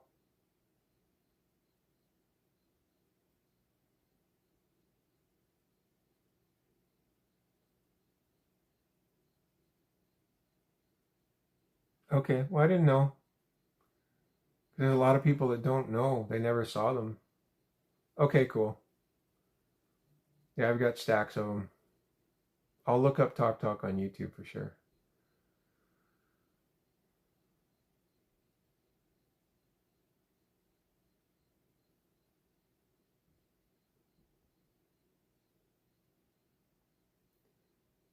Yeah, Kanker, and I try not to.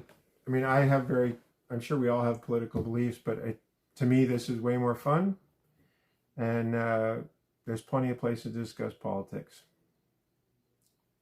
I'd rather just do this. Yes, Geese, they're records. They're actually 7 inch. We call them 45s because they spun at 45 revolutions per minute. They also got called singles. But yeah, they're yay big around.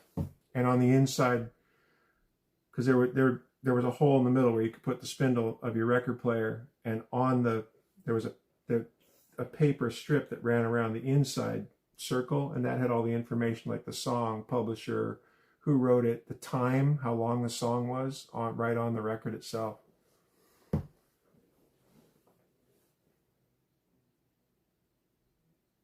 Yeah, that's true, Kanker. I get it. Fell out. I'm lucky I still have mine. It's gray, but it's still here. Most of it, anyway. Yep, we're talking about records, Cat, for sure. Yep. Yeah, it's so funny to talk about that stuff. The needles and the stuff that was actually on the record. Yeah. And that scratchy sound when you first set the needle down. And you'd hear this little bit of scratching before it hit the music, and then it would start in. Oh, I don't have that Purple Rain on, and it's purple. That's cool. Yeah, there's so many. I can't remember who I was talking to. It was a younger relative, and I said the 45, and he didn't know what I was talking about. I had to explain it to him. I do have tons of 45s left, Geese, and the 33s or albums. Oh yeah, Radio Shack, another thing that kids today have never heard of. Radio Shack had anything electronic that you needed. If you couldn't find it at Radio Shack, you weren't going to get it. And they were everywhere. They were in malls and all over the place, and now they're just gone.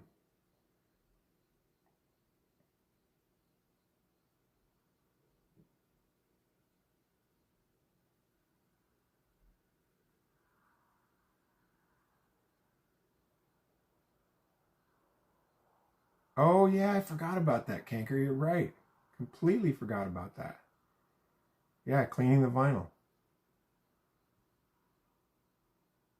First cell phone at Radio Shack. That's cool. Yep, I forgot all about it. And it did actually clean the records.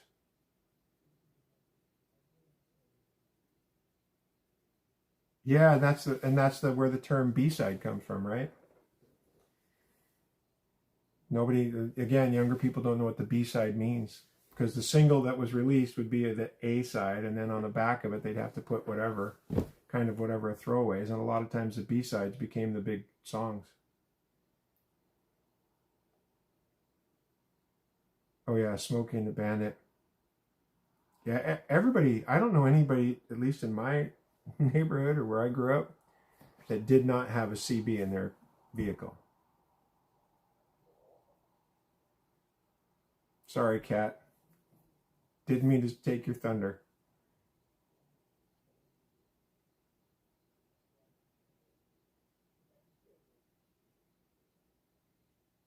Wait, what?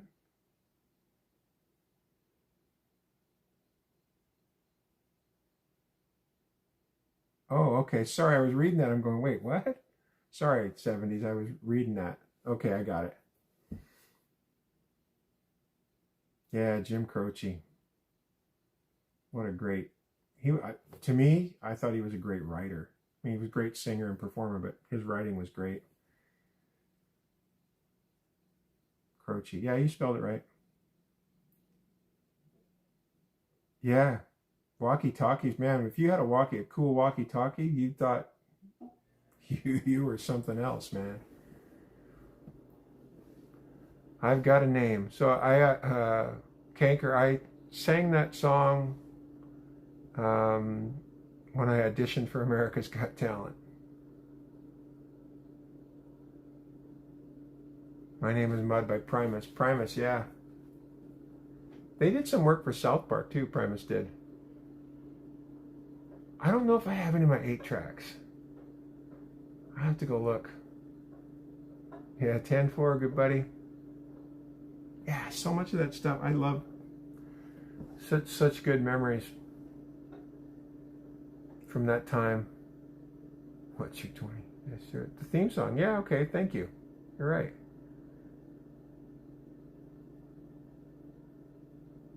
Oh, talk type. Got it. Somebody else was using that earlier, wasn't it? Oh, it was Canker that was using that.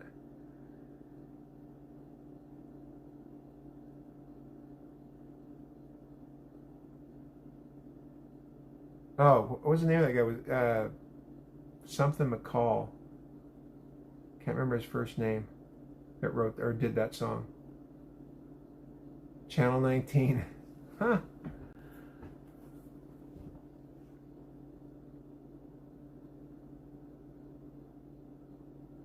Ah, Wichita Lineman's one of the. I love that song. And Glenn Campbell just crushed that. He was so good on that song. C.W. McCall. Yep. Yep. Couldn't remember his first initials.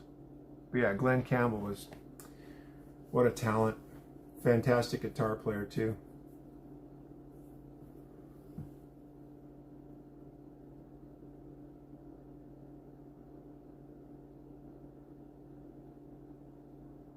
Then your grandma had good taste, Geese.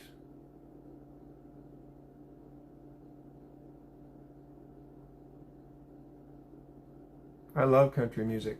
I mean, I love music, so I shouldn't say I love country. I love music. Yeah, Glenn Campbell was one of my favorites from that era.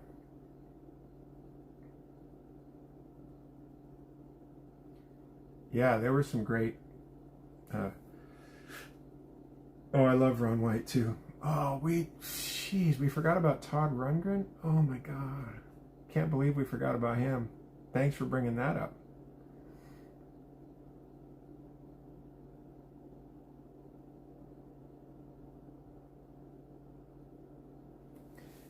Yeah, you're right. They did talk about more stories, I guess, in the '70s, especially the country songs.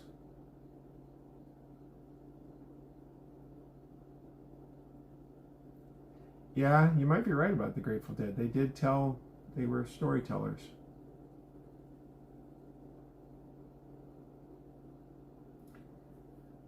Well, oh, was it? I'll just call you G Gito Gito Planet. Well, thank you. I'm glad I still have it.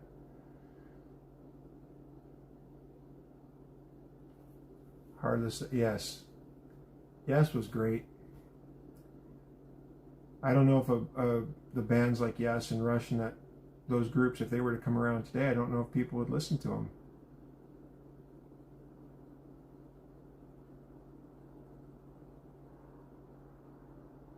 Yeah, yeah. Crosby, Stills, Nash, and Young. They did produce some really good music.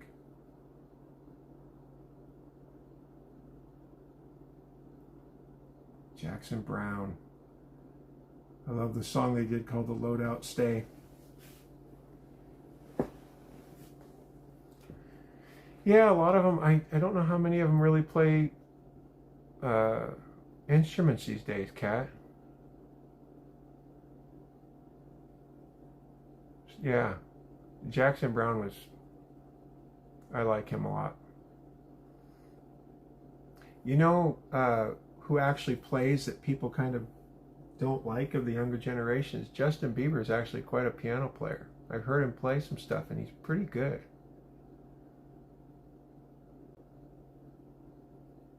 No, Run on Empty was up there, I think. My favorite song, like I say, was "A Loadout Stay." It's about breaking down and the concert and stuff with his roadies. Oh, Fast Time. Oh, I love Fast Times at Ridgemont High. What a great movie.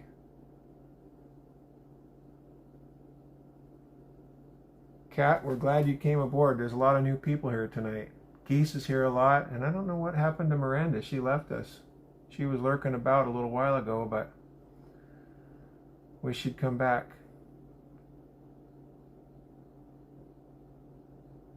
Oh, interesting. On Youngblood.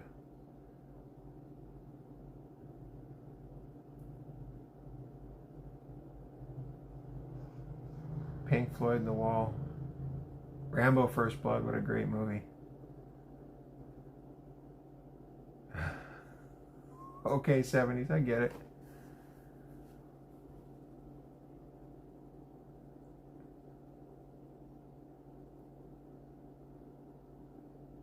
Yeah, so many good movies from that era, too.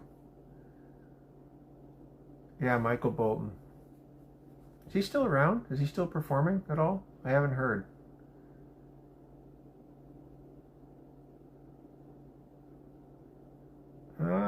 Dark Side of the Moon was an excellent album. I'll have to give you that. I mean, just for the song Money,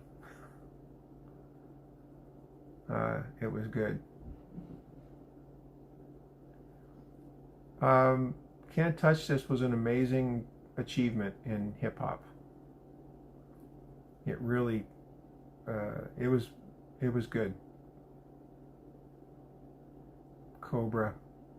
I like I like I like that movie. It didn't do well, but I liked it.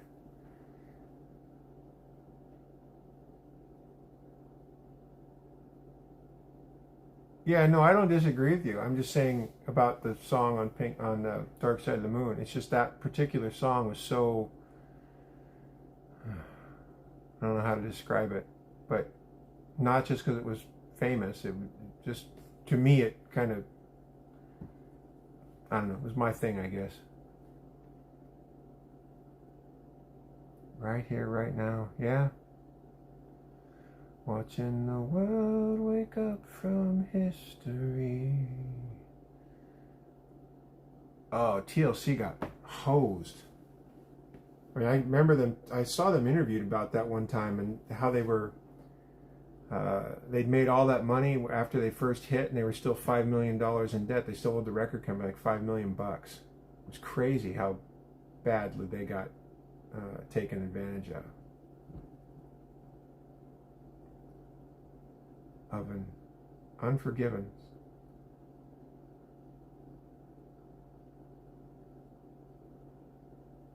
Yeah, well, Tears from Heaven was for his boy, right?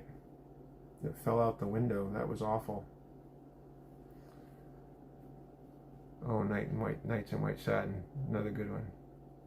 Yeah, Kat, I couldn't believe that when I first heard that. And then you start really hearing when other people, oh, Big Ben, thank you very much. I really appreciate that. It's very kind. Um, ah, okay, so hang on before we move on, 70s chick. How do I, anyway, my ringtone is Bad Boys by Whitesnake. Well, actually, you know what I can do? Hang on. 1 second. See if you guys can hear this.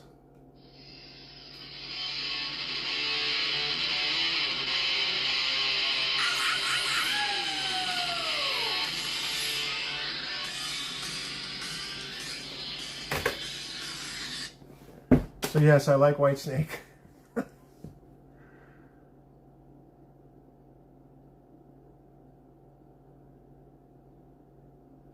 Exactly, Geese. There you go. Just call me Angel of the Morning. I'm calling the president. No. I do not have a line to the president.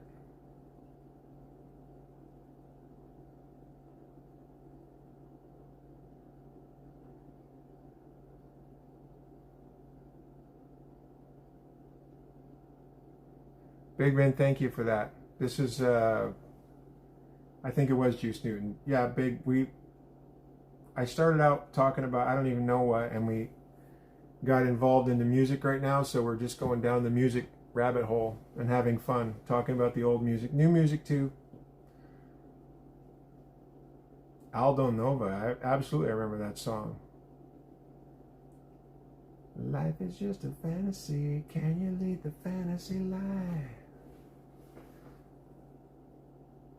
10 cents for a 45s? Holy smokes. That's cheap for even back then. That's not very much money. That's a good deal. Hey, Justin.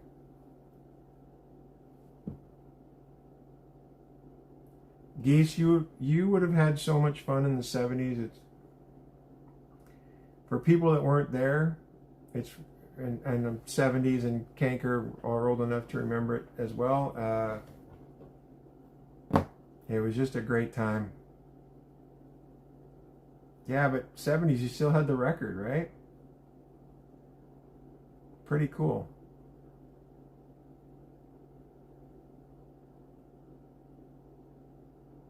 I like how you threw in the lyrics there, Canker. That's cool. Yeah, you know, Motown was not happy about that for sure with the hip hop. But man, some of the Motown groups and individuals, they could sing.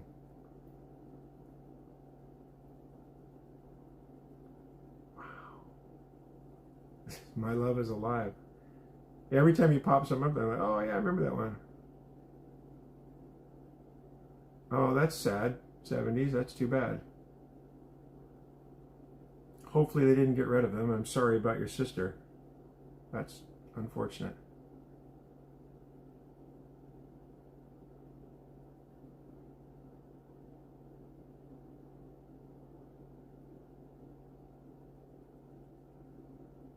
Super handsome in a business suit.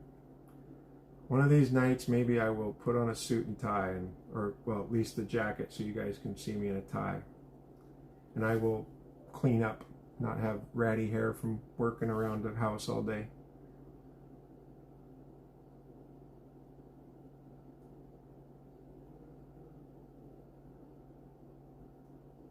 Yeah, your times are different in 26 than they were in the 70s, that's for sure. Yeah, that's really hard. 70s. I I understand now why police, when they say sorry for your loss, because I've seen so many people pass and have friends that had people pass, and it's difficult. Um, it's difficult when that happens.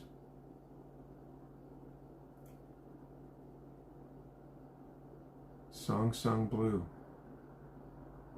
Poco. 70s TV. Yeah. But when you said Poco, I think of that song, how it goes, tonight I'm gonna break away.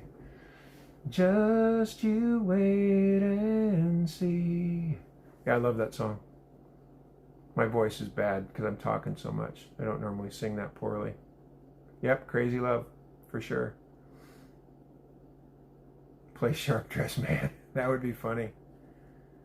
And if you're from Canada, don't they call it ZZ Top? Just kidding. I'm not making fun of people. Yeah, the late 60s in San Francisco, the music scene, everything was changing there.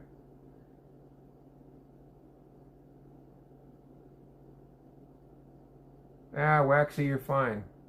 It's just different for us.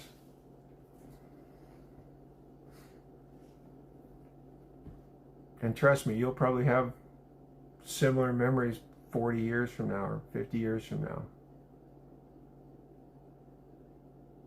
Jonathan K.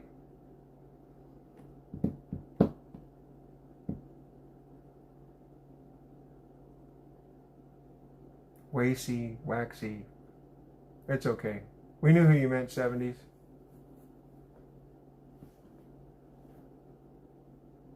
Yeah, San Francisco was quite the beautiful city back then.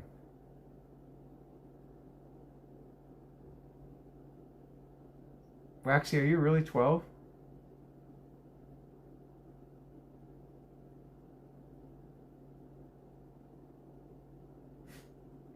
Hello, Kristen. I'd say Kristen, but you knew who I was talking about when I said Kristen, so we'll go with that.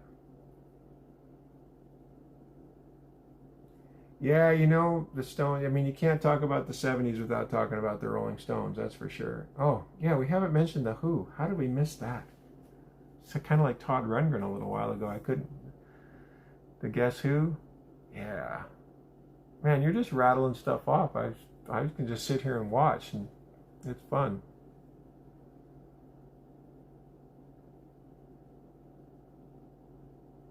I don't know how we missed the Hoogies. I don't know. We're talking about the 70s. That's really bad. In the sunshine of your love. Was that still Cream or was that just Eric Clapton?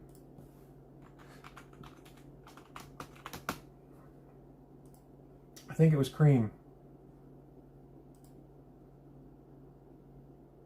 Yeah, Little River Band had some nice songs.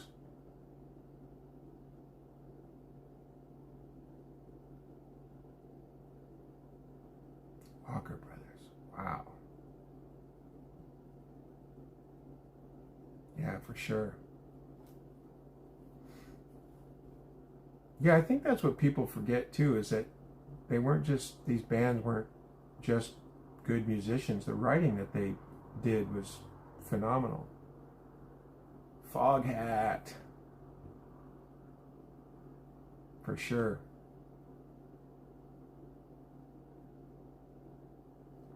I'll have to look that one up, 70s. I don't know what the flip side of that song was.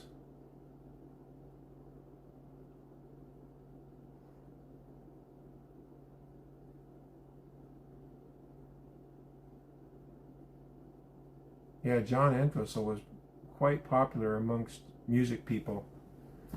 He was, they called him a musician's musician, I guess.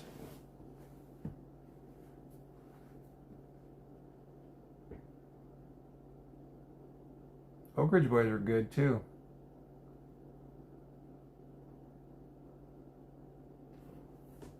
Yes, for sure, Iron Butterfly, absolutely. Kanker, you've been to a lot of shows.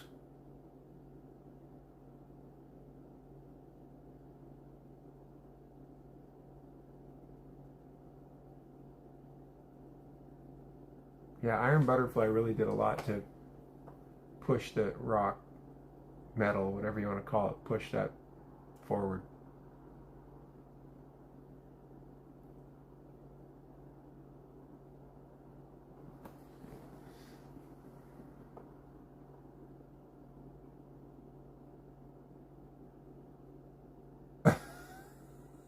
Holy smokes.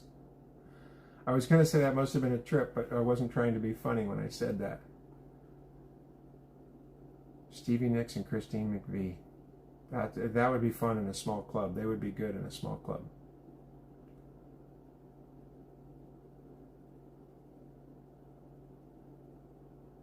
Well, Kanker, to be fair, in the 70s, we would hear everything we just talked about.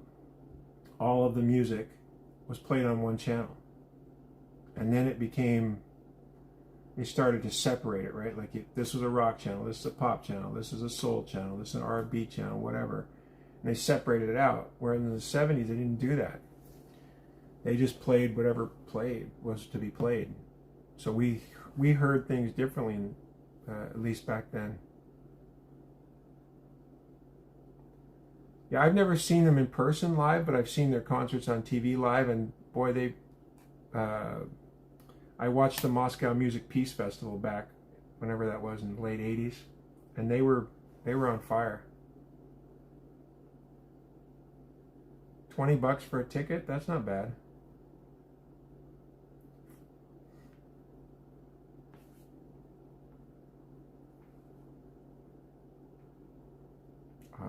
Oh, Todd Rundgren. Cool. He's a good musician. Yeah, Loverboy was also good. Kiss, Aerosmith. Okay, good. 70s music, Geese. I like it. Foghat, $12. Can you imagine? You can't even get through the door at some small venues anymore for 60 to $80. It's crazy. Yeah, Hello, It's Me. That's a great song. I mean, I know he's got other great songs, but that song, to me, he was firing on all cylinders. Things We Do for Love.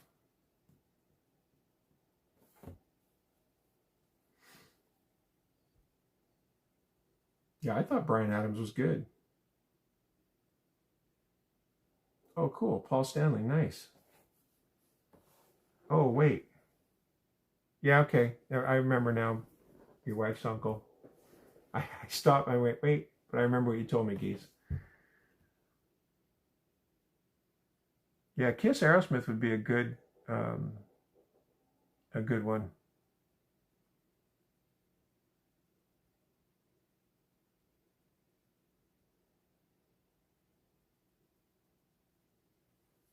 That would be a good show. Oh, Iron Butterfly. Wow, 69. I was just a kid. Yeah, Kiss has to wear the makeup, but I remember when they did that, when they took off their makeup. I know who Sheriff is, and I'm sure these people will too. I mean, that one song that they had was, and we've talked about it before, was fantastic. When I'm With You, I love that song.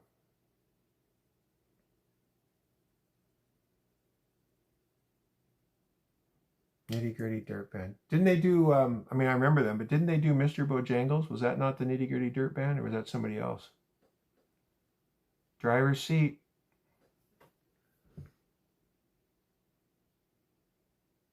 Yeah, now they got those nice little foam plugs you can put in your ears, Kanker. Yeah, Mr. Bojangles, what a great song.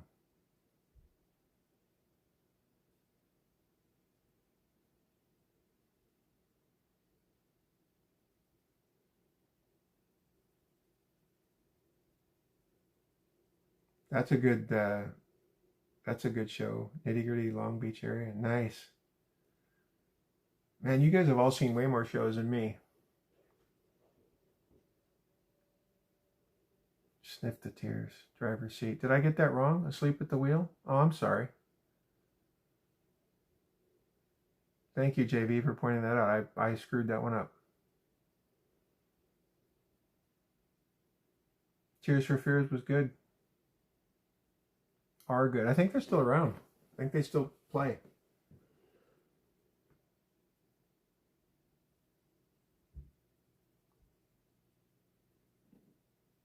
Yeah, Toad was. Yeah. Ooh, Taj Mahal. I haven't heard that name in a long time.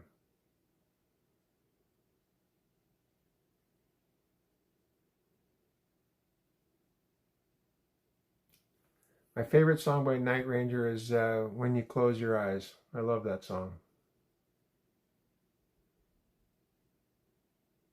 Asia. Yeah, they were talented musicians. They opened for the Dead? I didn't know that.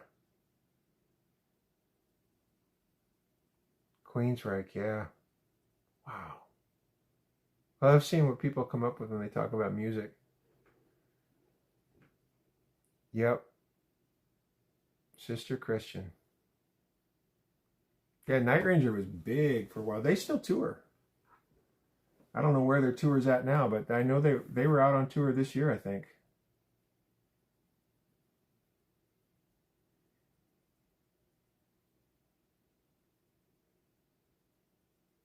Really, 70s? That's cool. And Silent Lucidity was a good song. Considering it wasn't really, they were such a rock band, it was a great song. Don't Tell Me You Love Me. I like that one too. Wait, but you have guitars, drums, and keyboards, 70s. Where's the mic? Do you have a mic in the garage?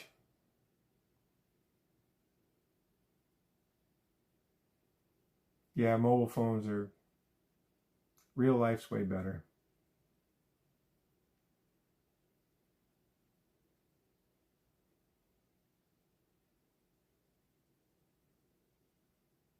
Hmm. Yeah, I'm not familiar with that MW. Yeah, Geese, you're correct. It is live. I was just checking because you mentioned all the instruments, and I love to sing, so I'd be cut out of the jam session. Yeah, no, there was a few early on, Geese, but once you kind of get into this kind of stuff, they seem to go away.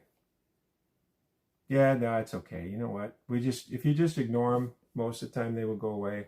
There's a few of some of the trolls I don't mind.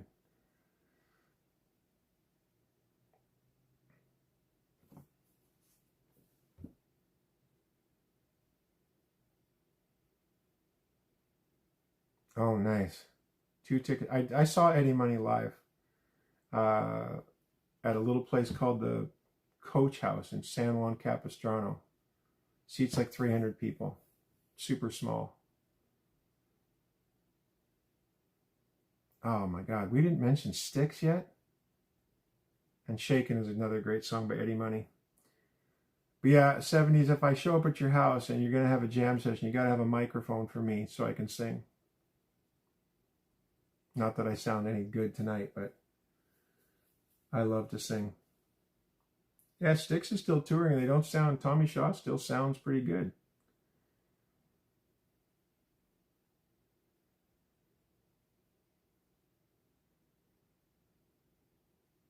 Oh, that's cool. Wichita. Never been there. I'm partial to Heart just because they're from Washington. And the Wilson sisters are pretty good. And what's her name's voice was phenomenal. Oh, Love Gun by Kiss, that's a good song. I think my favorite song by Kiss is Detroit Rock City.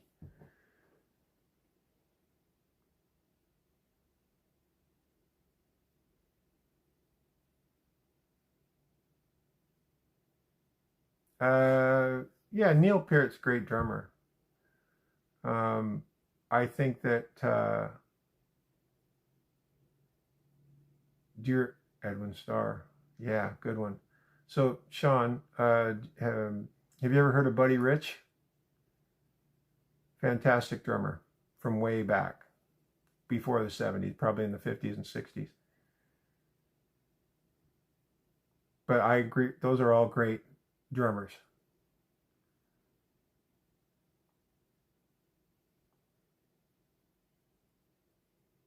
Hello, Holly. Well, tonight, Holly, we got on this music thing and we're just talking about all the people, any bands or acts that you've seen. And, okay, but I didn't know, Sean, because a lot of people, if you're younger, they might not have heard of him, but he was awesome. Henry Winkler, yeah, I'll go with that. I've been told that a little bit. Yeah, so where we're Holly, it's all music right now. So dive in and Dog and Butterfly was a great song by Heart. Yeah, I agree, Geese.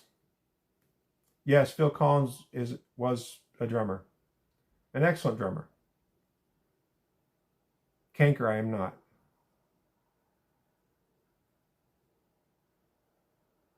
Yeah, Genesis had some awesome songs too.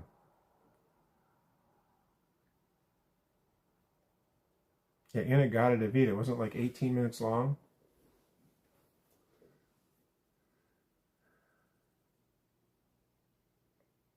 Okay, MW, what do you got for blues groups? Bon Scott, great singer. Sledgehammer, love that. Yeah, when you think about it, there's been so much good music. I mean, so many talented people. Crosby, Stills, and Nash had some great songs, and their harmonies when they were younger were fantastic.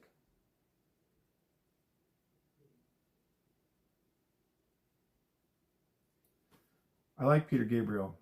My favorite song by him is Salisbury Hill. I love that song. Oh, Buddy Guy, there's a name we haven't heard yet tonight.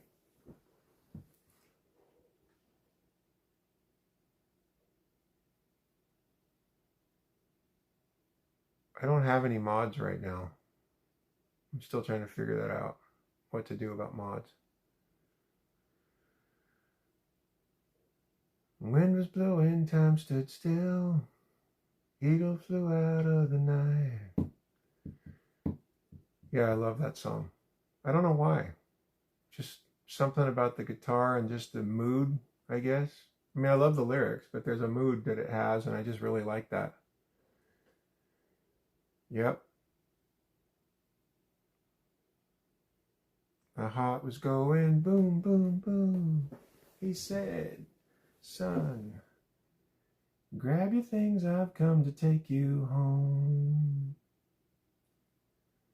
Sean, glad you're here. Thank you very much for subbing. I really appreciate that. Oh, I love All Right Now. What a great song. Yes, Kristen, I agree with you. It's fun. And we kind of, I don't know, maybe people need to talk about it more. Music has the ability to do a lot of things for us, whether it's transport us in time. It's almost like time travel. When you hear people talking about songs, like when you see somebody mention a song or an artist, and you instantly have this memory of where you were, what was happening, and it's an amazing way to spur your mind and create memories. I love Neil Diamond. Yeah, that's kind of how I feel. It's almost like it plucks you out of here and sets you down wherever that was. Yeah, it really does, JB. Yeah, I can remember there's a song by Rod Stewart called Maggie May, and I vividly remember in the summertime listening to that song with a particular radio and sitting in my parents' backyard, and it was just, even now, it's just boom, it's right there.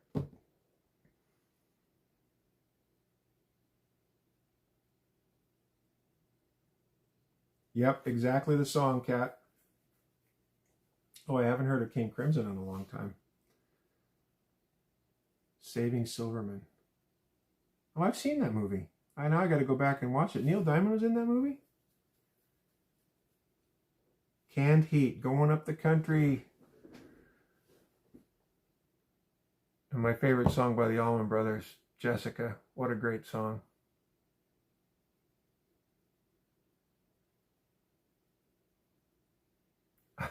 I still have Charlie Pride's live album.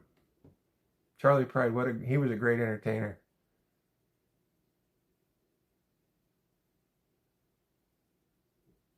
Yeah, the crooner. You might be right about it, MW. The rock came along and the crooners kind of went out of fashion, but they're back. They've come back to some degree. Yeah, Carole King was a fantastic writer.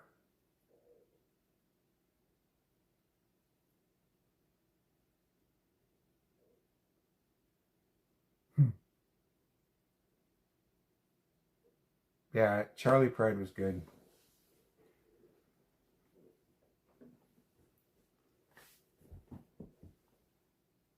Yeah, Tommy James and the Shondells. I don't know how we missed him, Geese. Good for you. And you're not even from that era, so good job. I like it.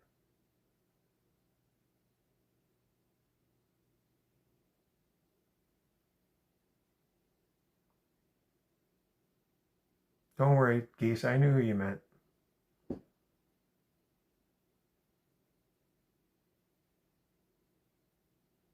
Yeah, we. It's so funny to talk about American Bandstand, and it was just we used to look forward to that. It was a big deal to watch that, and then they would rate the records and crazy.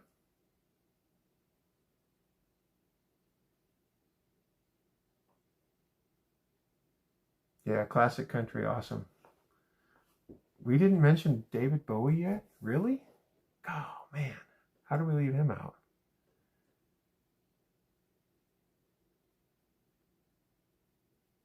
Top of the Pops, yep.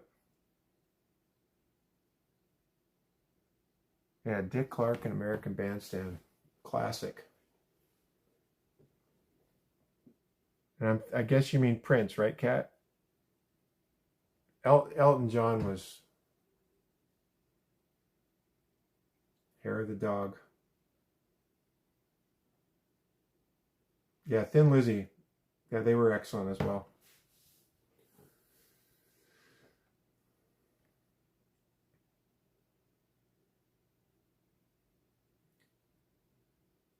Yeah, she wrote the song Woodstock, if I'm not mistaken, that Crosby, Stills, and Nash made famous.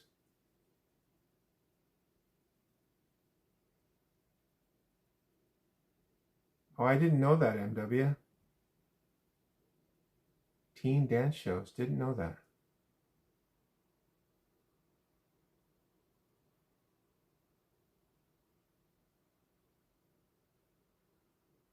Yeah, Talking Heads, David Byrne. They were interesting.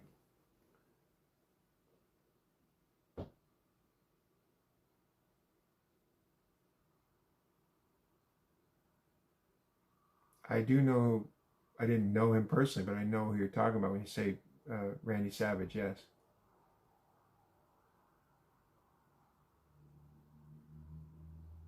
Oh, yeah, JB, correct, yeah. Good lyrics. And Jefferson Starship. Well, probably just Starship.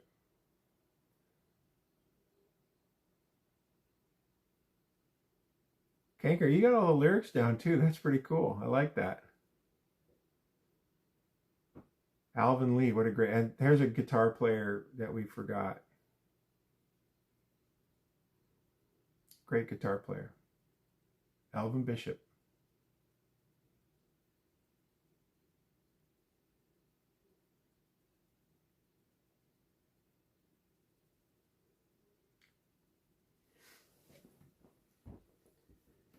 Oh, the Temptations. I love them. Yeah. Fooled around and fell in love. It's happened to a lot of us. I know their lyrics, but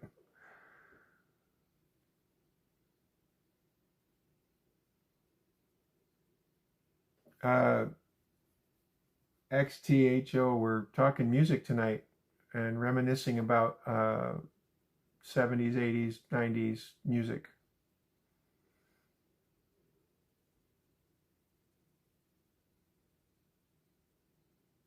Yeah. I loved a man, I leave him alone. I didn't care how much they cried, no sir.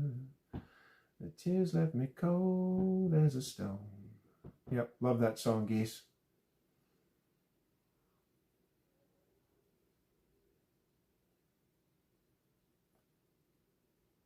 With the one I love. Wait, wasn't that Neil Sedaka? Walking in the Rain. Hang on.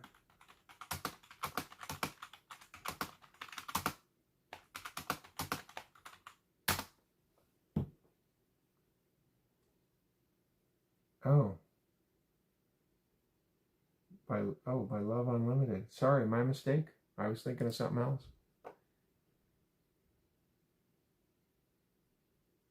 Oh, I lost track there. Mickey Thomas, a great singer. Have you heard Mickey Thomas sing? I saw him in a clip the other day. 76, 77. Came out on stage and absolutely crushed it. He still has a really good voice.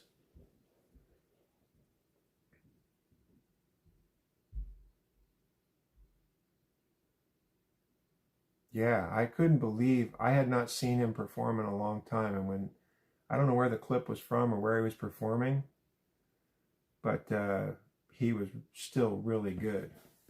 Yeah, Elvin Bishop was huge back in the day. Yeah, I just didn't expect him to, in his 70s, to be able to sing like that. I had no idea he had that kind of pipes left. Yeah, Hall & Oates, lots of great songs. They sued each other here about 3 or 4 years ago. Yeah, Cat, Freddie Mercury is awesome.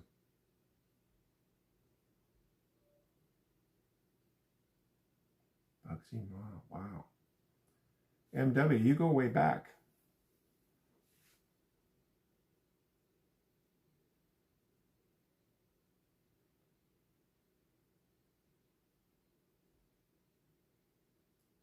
Yep, the band.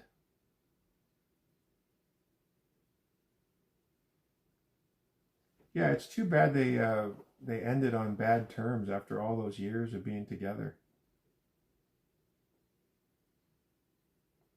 That's back when Floyd was probably at the peak of their powers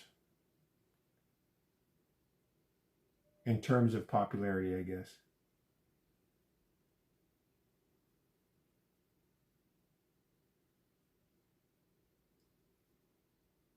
Take a load off, Annie. Wow, cool.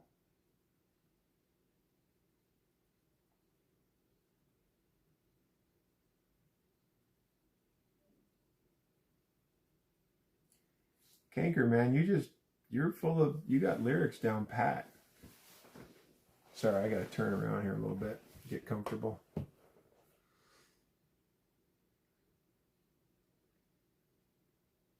We haven't mentioned Cheap Trick yet? Holy smokes.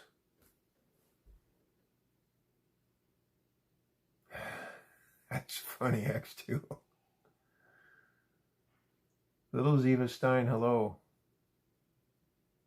How are you? Yeah, Mary Wells. Some of those older singers, their vocal talent uh, was really good. That's okay, little Ziva. We're just talking music, so hang out as long as you want. I don't know how much longer we'll be on anyway, but yeah, Dirty Work, great song.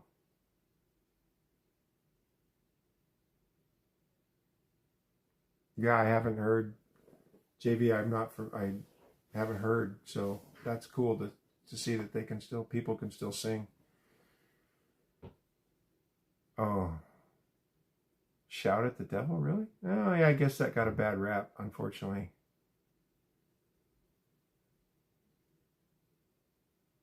Boards of Canada. I'll check it out. I'll write it down.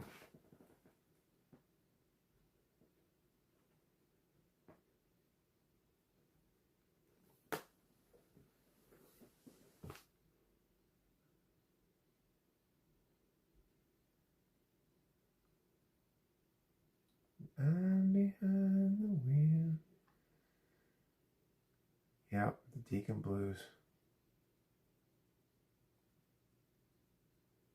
Yeah, the Who was really something back then. Tammy Terrell. Tammy Terrell could sing.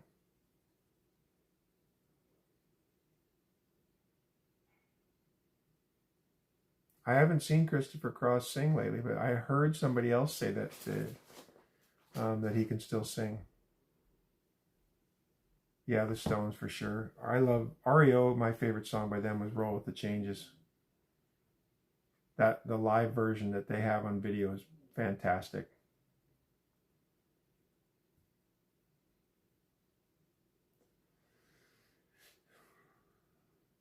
Yeah, Christopher Cross for a while was a monster.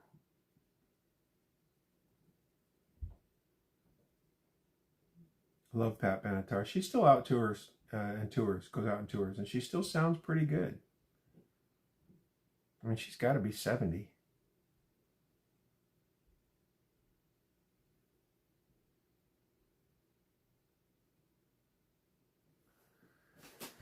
Yeah, that was a good song, Kanker. And he wrote that, I think, did he not? They did it. They did it with the Doobie Brothers, but I thought he wrote that. Haven't heard that Sentimental Lady in a long time.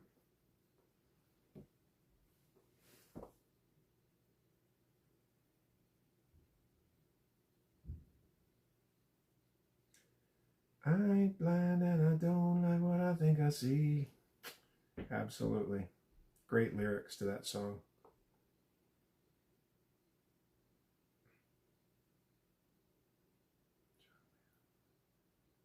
Huh. John Mayall. Wow, haven't heard that name in a while.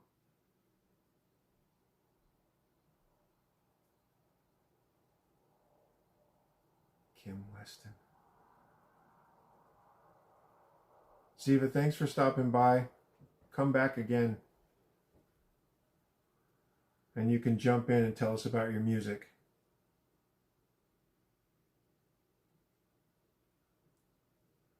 Oh. Minute by minute. Yeah. Good choice.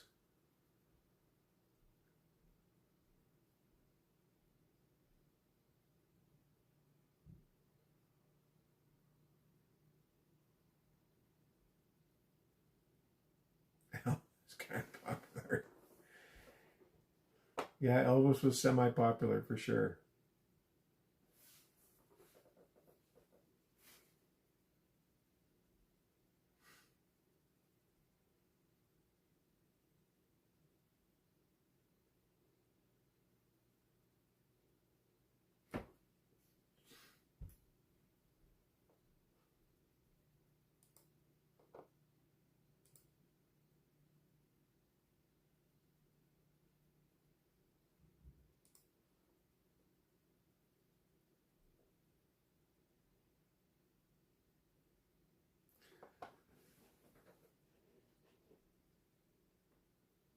Hey, MW, thanks for coming by and contributing. You brought up a whole bunch of names and stuff that I hadn't heard in a long time, so it's very cool. And thank you for subbing.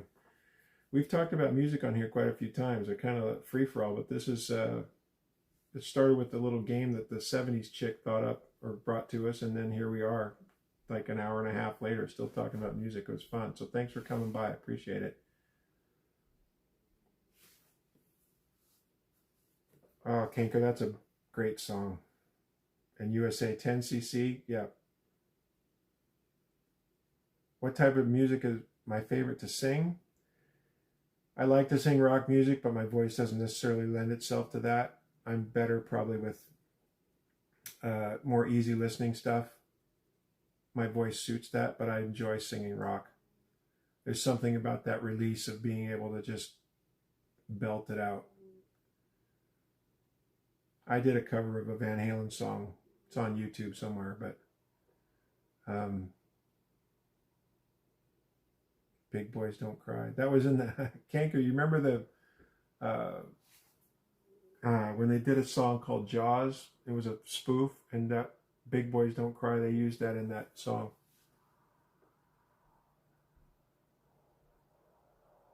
70s chick, I'm glad. Well, if you wouldn't have brought up the game, we probably wouldn't be doing this right now. So thank you to you for bringing that game up. Or maybe it was, I don't remember who brought it up, but we were all participating. And that's how we got here.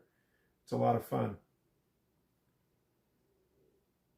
I love talking about the old days.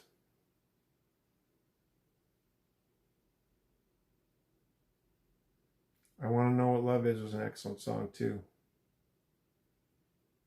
Oh, yeah, ABC. That's right. Yep. That seems like it was a lifetime ago. Okay, sorry. I couldn't remember who started it. I just remember we all kind of jumped in and off we went. And we kind of went down the rabbit hole of talented musicians and great songs. Yeah, Supertramp was big here with they had a couple big albums over here.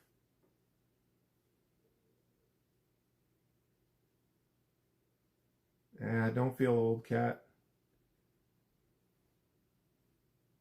You'll know when you get old, trust me. Yeah, we didn't. I know Supertramp didn't get mentioned. How do we miss them?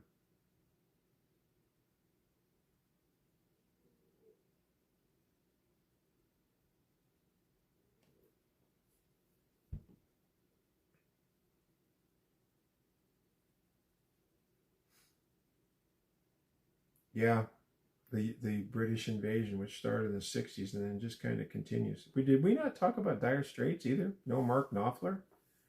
Holy smokes! I don't think that Dire Straits has come up tonight, Gary. So thanks for bringing that up.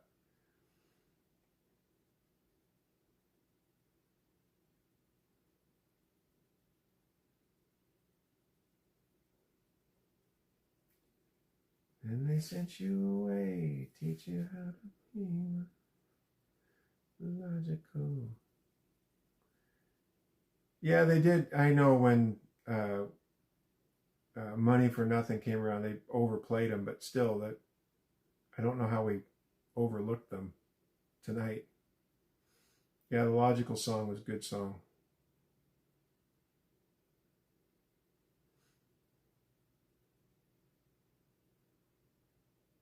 Did we not mention the Police either? I know Stuart Copeland's name came up, and the Scorpions. We've talked a bit about them. I love that song Blackout. Great song.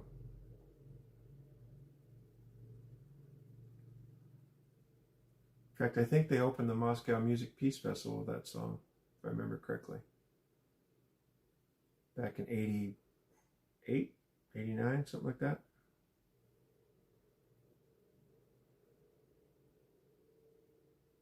Oh yeah, Poison and White Lion. Yeah, White Lion never got, I don't think they got as big as they maybe should have. They were pretty talented.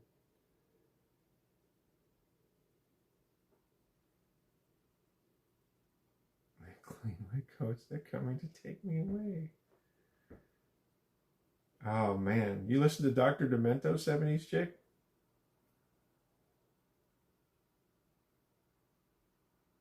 Hey Jake, or sorry, Jack. Association, yeah. Yeah, I played it earlier. My ringtone is Bad Boys by Whitesnake. And I still crank the radio up every time I hear Kickstart My Heart. Love that song. Geese, I honestly say we have not mentioned Casey and the Sunshine Band tonight. Yeah, it did. Canker, you're right. It was on Sunday nights. We listened to Dr. Demento.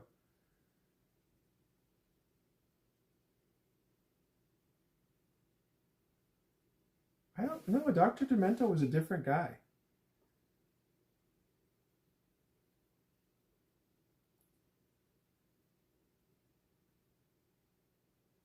Oh, sorry, Jack. I thought I said hello. I apologize for that. I get carried away trying to keep up with all the conversation, but welcome aboard, Jack. We're talking music, so jump in. With 50s music. Yeah, I know. That's a whole other rabbit hole to go down. Yeah, I remember listening to Dr. Demento. There was some funny songs on there. I guarantee you they're all on YouTube somewhere today. I shouldn't say guarantee, but I bet there are a lot of them.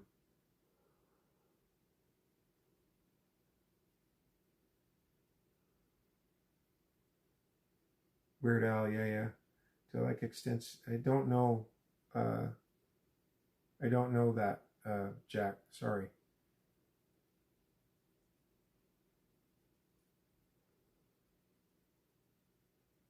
Oh yeah, Guns N' Roses and Metallica would be a good, if you're into that. That would have been a good pairing for sure. Palm Beach Pete. Nope, not the right guy. Hey, from Kansas City, Music Bloke. We are talking music. I don't remember that song, Gary.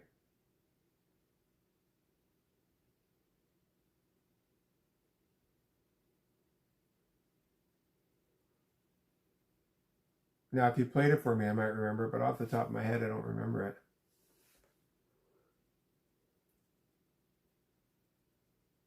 Yeah, Judas Priest.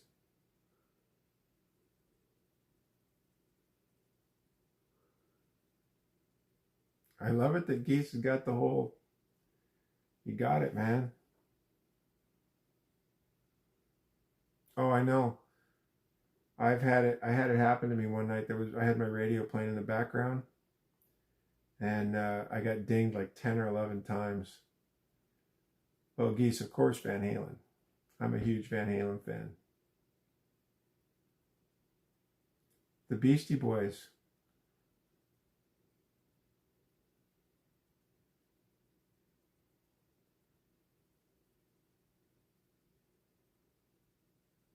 But yeah, Geese, I love Van Halen. Been listening to him since the beginning. Yeah, you're right. We have not. Yeah, rip Eddie. I agree. Eddie was a different breed for sure, man. He could. Not because he was so acrobatic. It was just, I don't know. There was something about the way he structured the music, and um, he was really good. Jack, if I play a song on the stream, I'll get dinged, and and what'll happen tomorrow is then I'll have to, I'll have to go back in and mute that portion of the audio. Yeah, Warrant. I like some of their stuff too. They were good. Yeah, Kanker. He changed everything when he came along. It was just so different, and nobody was doing what he was doing. Not that tapping hadn't been around.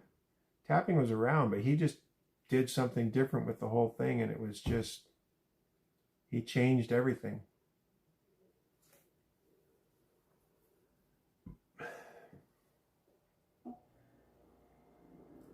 Yeah, I mean, I liked him just because his sound appealed to me, but I really like Jimmy Page and Jimi Hendrix too. But for me, I guess, I don't know if they're better. Just I like his style appealed to me, I guess. Well, that whole first album of Van Halen's is phenomenal.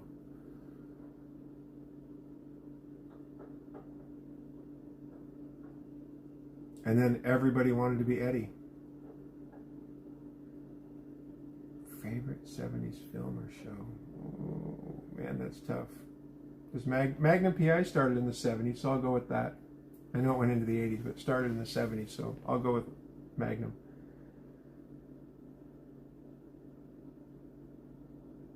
Yeah, again, they were a great pairing. Dave was such a showman, and Eddie was just kicking the crap out of the guitar. And to be honest, Alex Van Halen didn't get enough credit on the drums, and all the high-end vocals that Michael Anthony did were phenomenal for that band too. Yeah, I heard that. Can't care about that. I like Sammy. I like both. So I'm one of those people that really like, I'm a little bit more partial to David Lee Roth just because he was there in the beginning. But I really liked both David Lee Roth and Sammy Hagar when they were with Van Halen. I think the music that they created was really good. And I know that's not the popular thing to say, but I really liked it. Yeah, no, Kanker, I get it, and I'm just one of those guys that it was like two different bands, but the driving force behind it was still Eddie and the music. So, but like I said, I'm a little bit partial to David Lee Roth just because he was the first one and he was such a showman. But if you, I mean, I was just really, I liked all the music.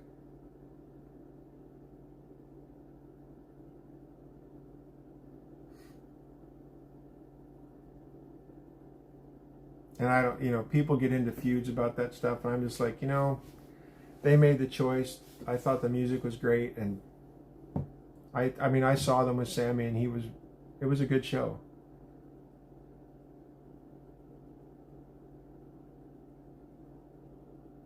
No, I agree with you on that, Kanker. They didn't change anything. I just found that the music was, I liked the music with Sam too.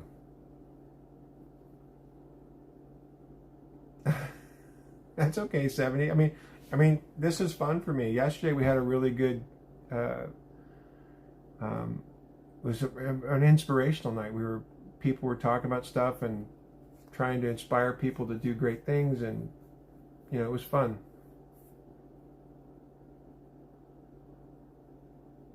No, Kanker, I don't necessarily disagree with you. I just, like I said, I'm one of those odd people who I really liked both of them. But if you, again, I'm still a little bit partial to the Roth era just because it was so new and so different. Lisa. Okay, thank you, Lisa. Well, I'm Russell, as you already knew, but thank you for being a part of this site. It's been really fun. Yeah, Little Dreamer, Jamie's Crying. Mean Street was great. I mean, Eddie's guitar work on that. I saw Joe Satriani talk about that.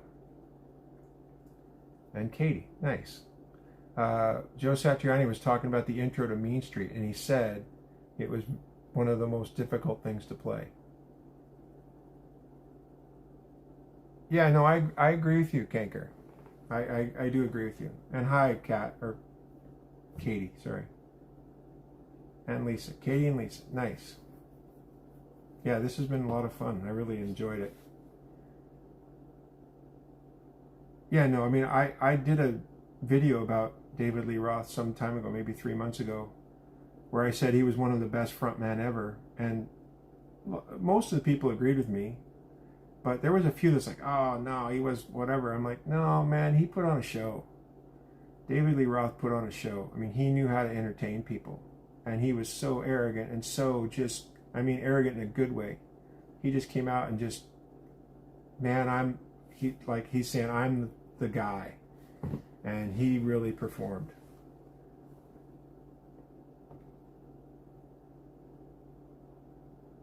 Oh, Eminence Front, yeah. We didn't mention that song yet, did we?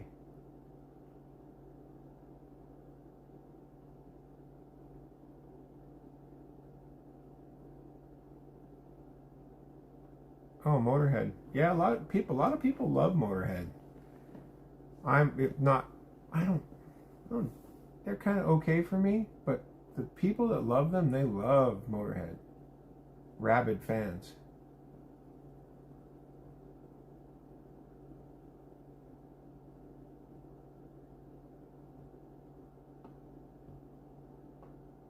Yeah, that's true. Blues is that. Yeah, sorry, I missed that, Kanker. But yeah, blues is the foundation for rock.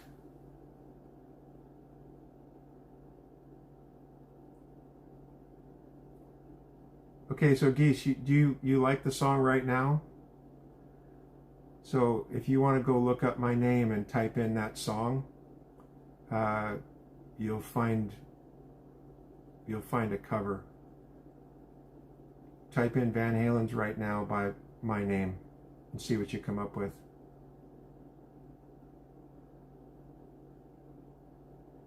Yeah, it was never called Van Hagar Geese, but a lot of people refer to it as Van Hagar. just because the name fit and all that.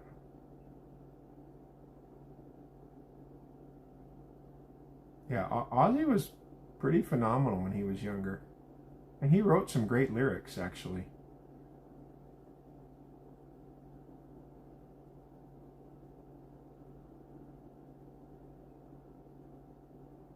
Yeah, I couldn't quite hit the ultra high notes that Sammy could hit, but I got up there. I did get up there a little bit. I can't hit them anymore, but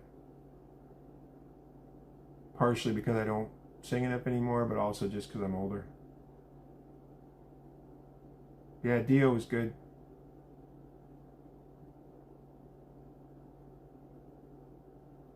Yeah, no, correct. Canker, yeah. But he did, I know some of the lyrics that when they were talking about it that he wrote, and it was, he was also, but I didn't expect Ozzy to be a writer at all.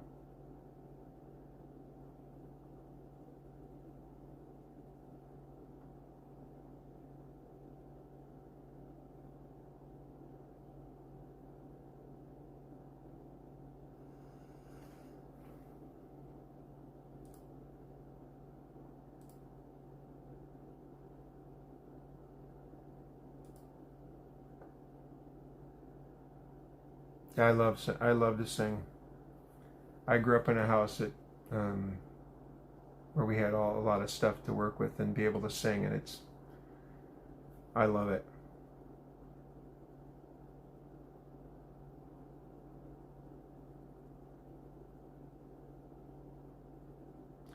Canker, I didn't know that.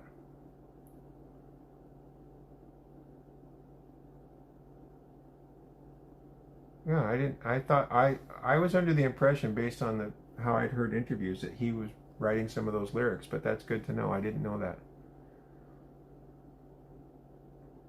Yeah, Genesis.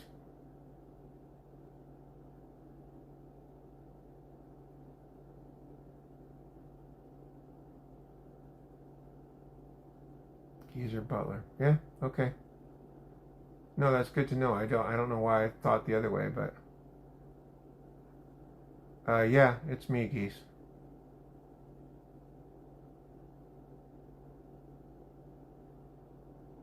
I bet you didn't see that coming, did you, Geese?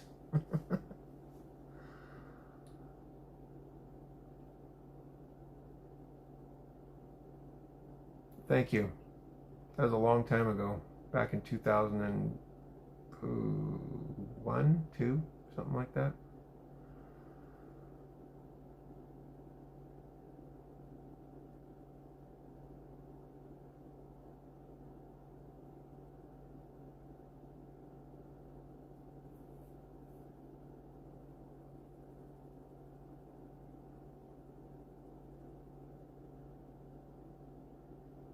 I didn't.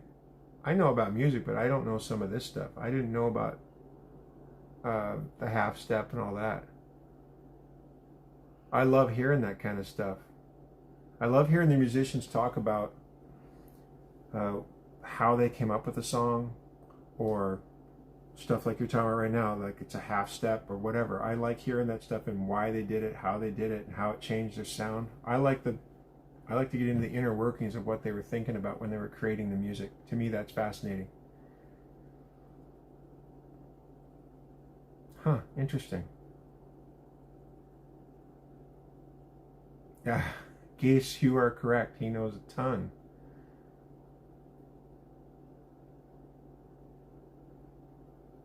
But it's all this kind of stuff that he's talking about now, I find really fascinating.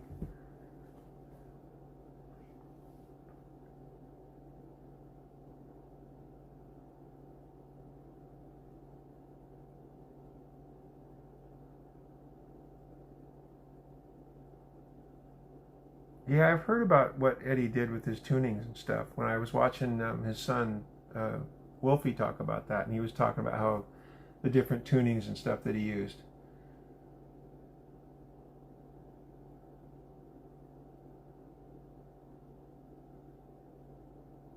You might be right. I mean, Sammy's had a high voice, but it might be, yeah, it might have been, and maybe Eddie changed or whatever when Sammy was with the band to accommodate those higher end vocals, because Sammy's voice back then was pretty incredible with his high range. Jackie Lee, yeah. Yep.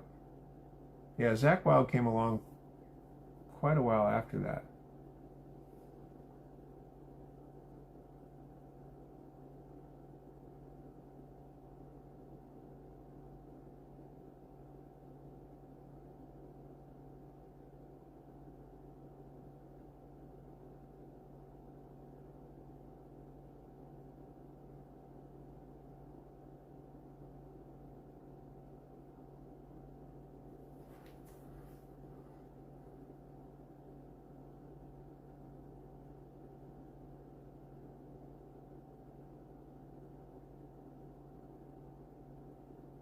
Dimebag Darrell, wow. Yeah, for sure. Breaking Benjamin. That's cool.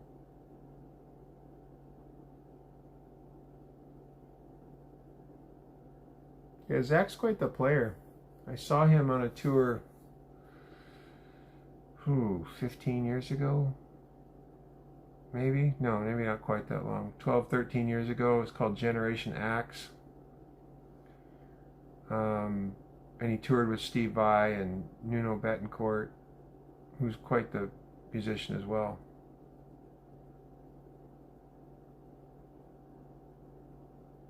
Fade to Black, yeah.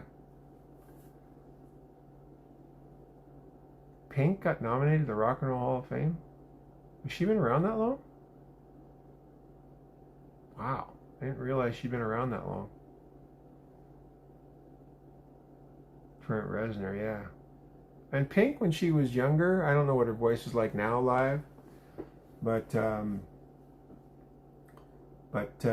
she could really sing. She had a nice voice when she was young. Yeah, I saw Nuno play live, and I was impressed with. They did Frankenstein as one of their final songs, the Edgar Winter song, and I didn't know he could play drums, and they were in the middle of all the guitar stuff. He flips the guitar over his back, runs up to the drum kit, and just starts crushing it. I mean, he could really play the drums, which I was surprised at. I didn't know that at all.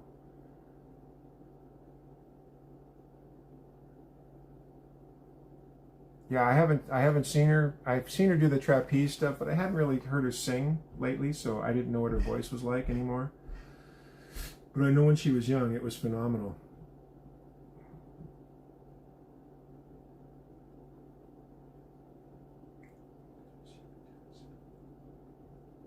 Oh yeah, Geese. Yeah, I know it's getting. Oh yeah, it's late for you.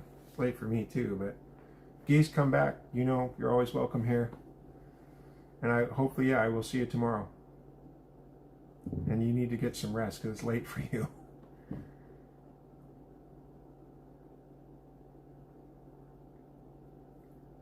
Winters Museum.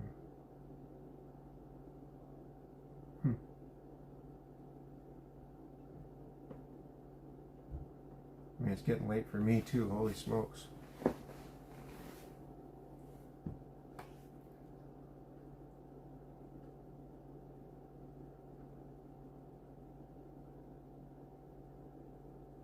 Oh yeah, I didn't think about the George Lynch connection, but that's a good point.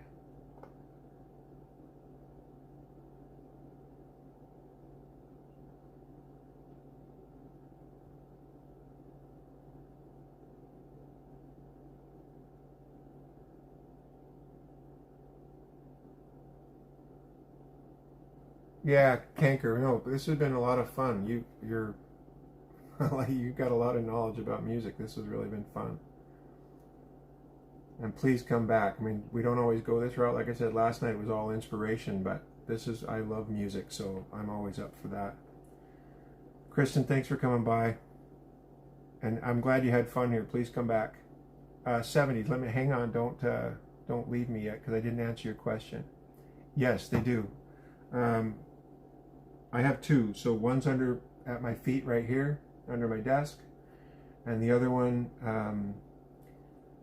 he's not on the bed now, but he will be. Yes, they do sleep with me. Makes them happy, so that makes me happy.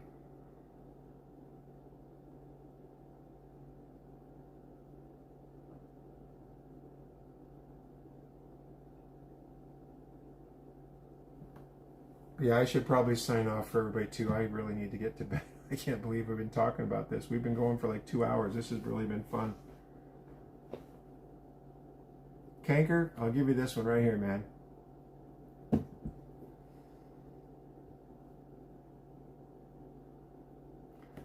If you get the right dog, it would be good. They get along. Get a golden retriever or a lab or something. They might like the cats. And my dogs aren't huge. Like this one here, she's about 50-ish or so. And then her brother is about 70 pounds. So they're pretty decent size. James Chatfield. So nice. Yeah, I have to have sound when I go to sleep too. I like it better. Oh, we forgot Bob Dylan. Oh my God. That's pretty bad. We talked about all these great people and we left out Bob Dylan. Man, not good. Pretty integral piece of the puzzle to kind of leave out there, but that's all right. We'll do better next time.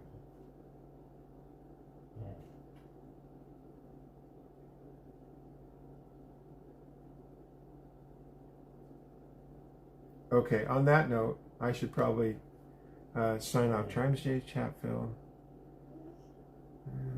Okay, I'm gonna check him out. I'm gonna write it down again so I don't forget it.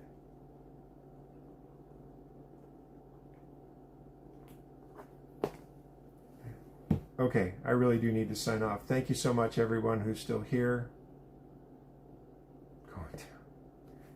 And thanks for, this has been a lot of fun. So please get some rest, everybody, and hopefully we can do this again soon. I enjoy this a lot.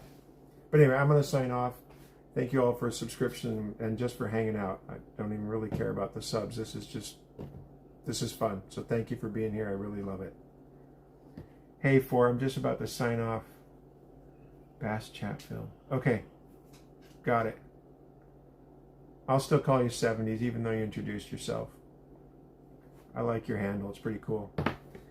Okay, everyone. I got to head out, but thank you so much. Okay, 70s. I hope you do come back. Thank you very much. And I enjoyed this. It was a lot of fun. Goodbye, everybody.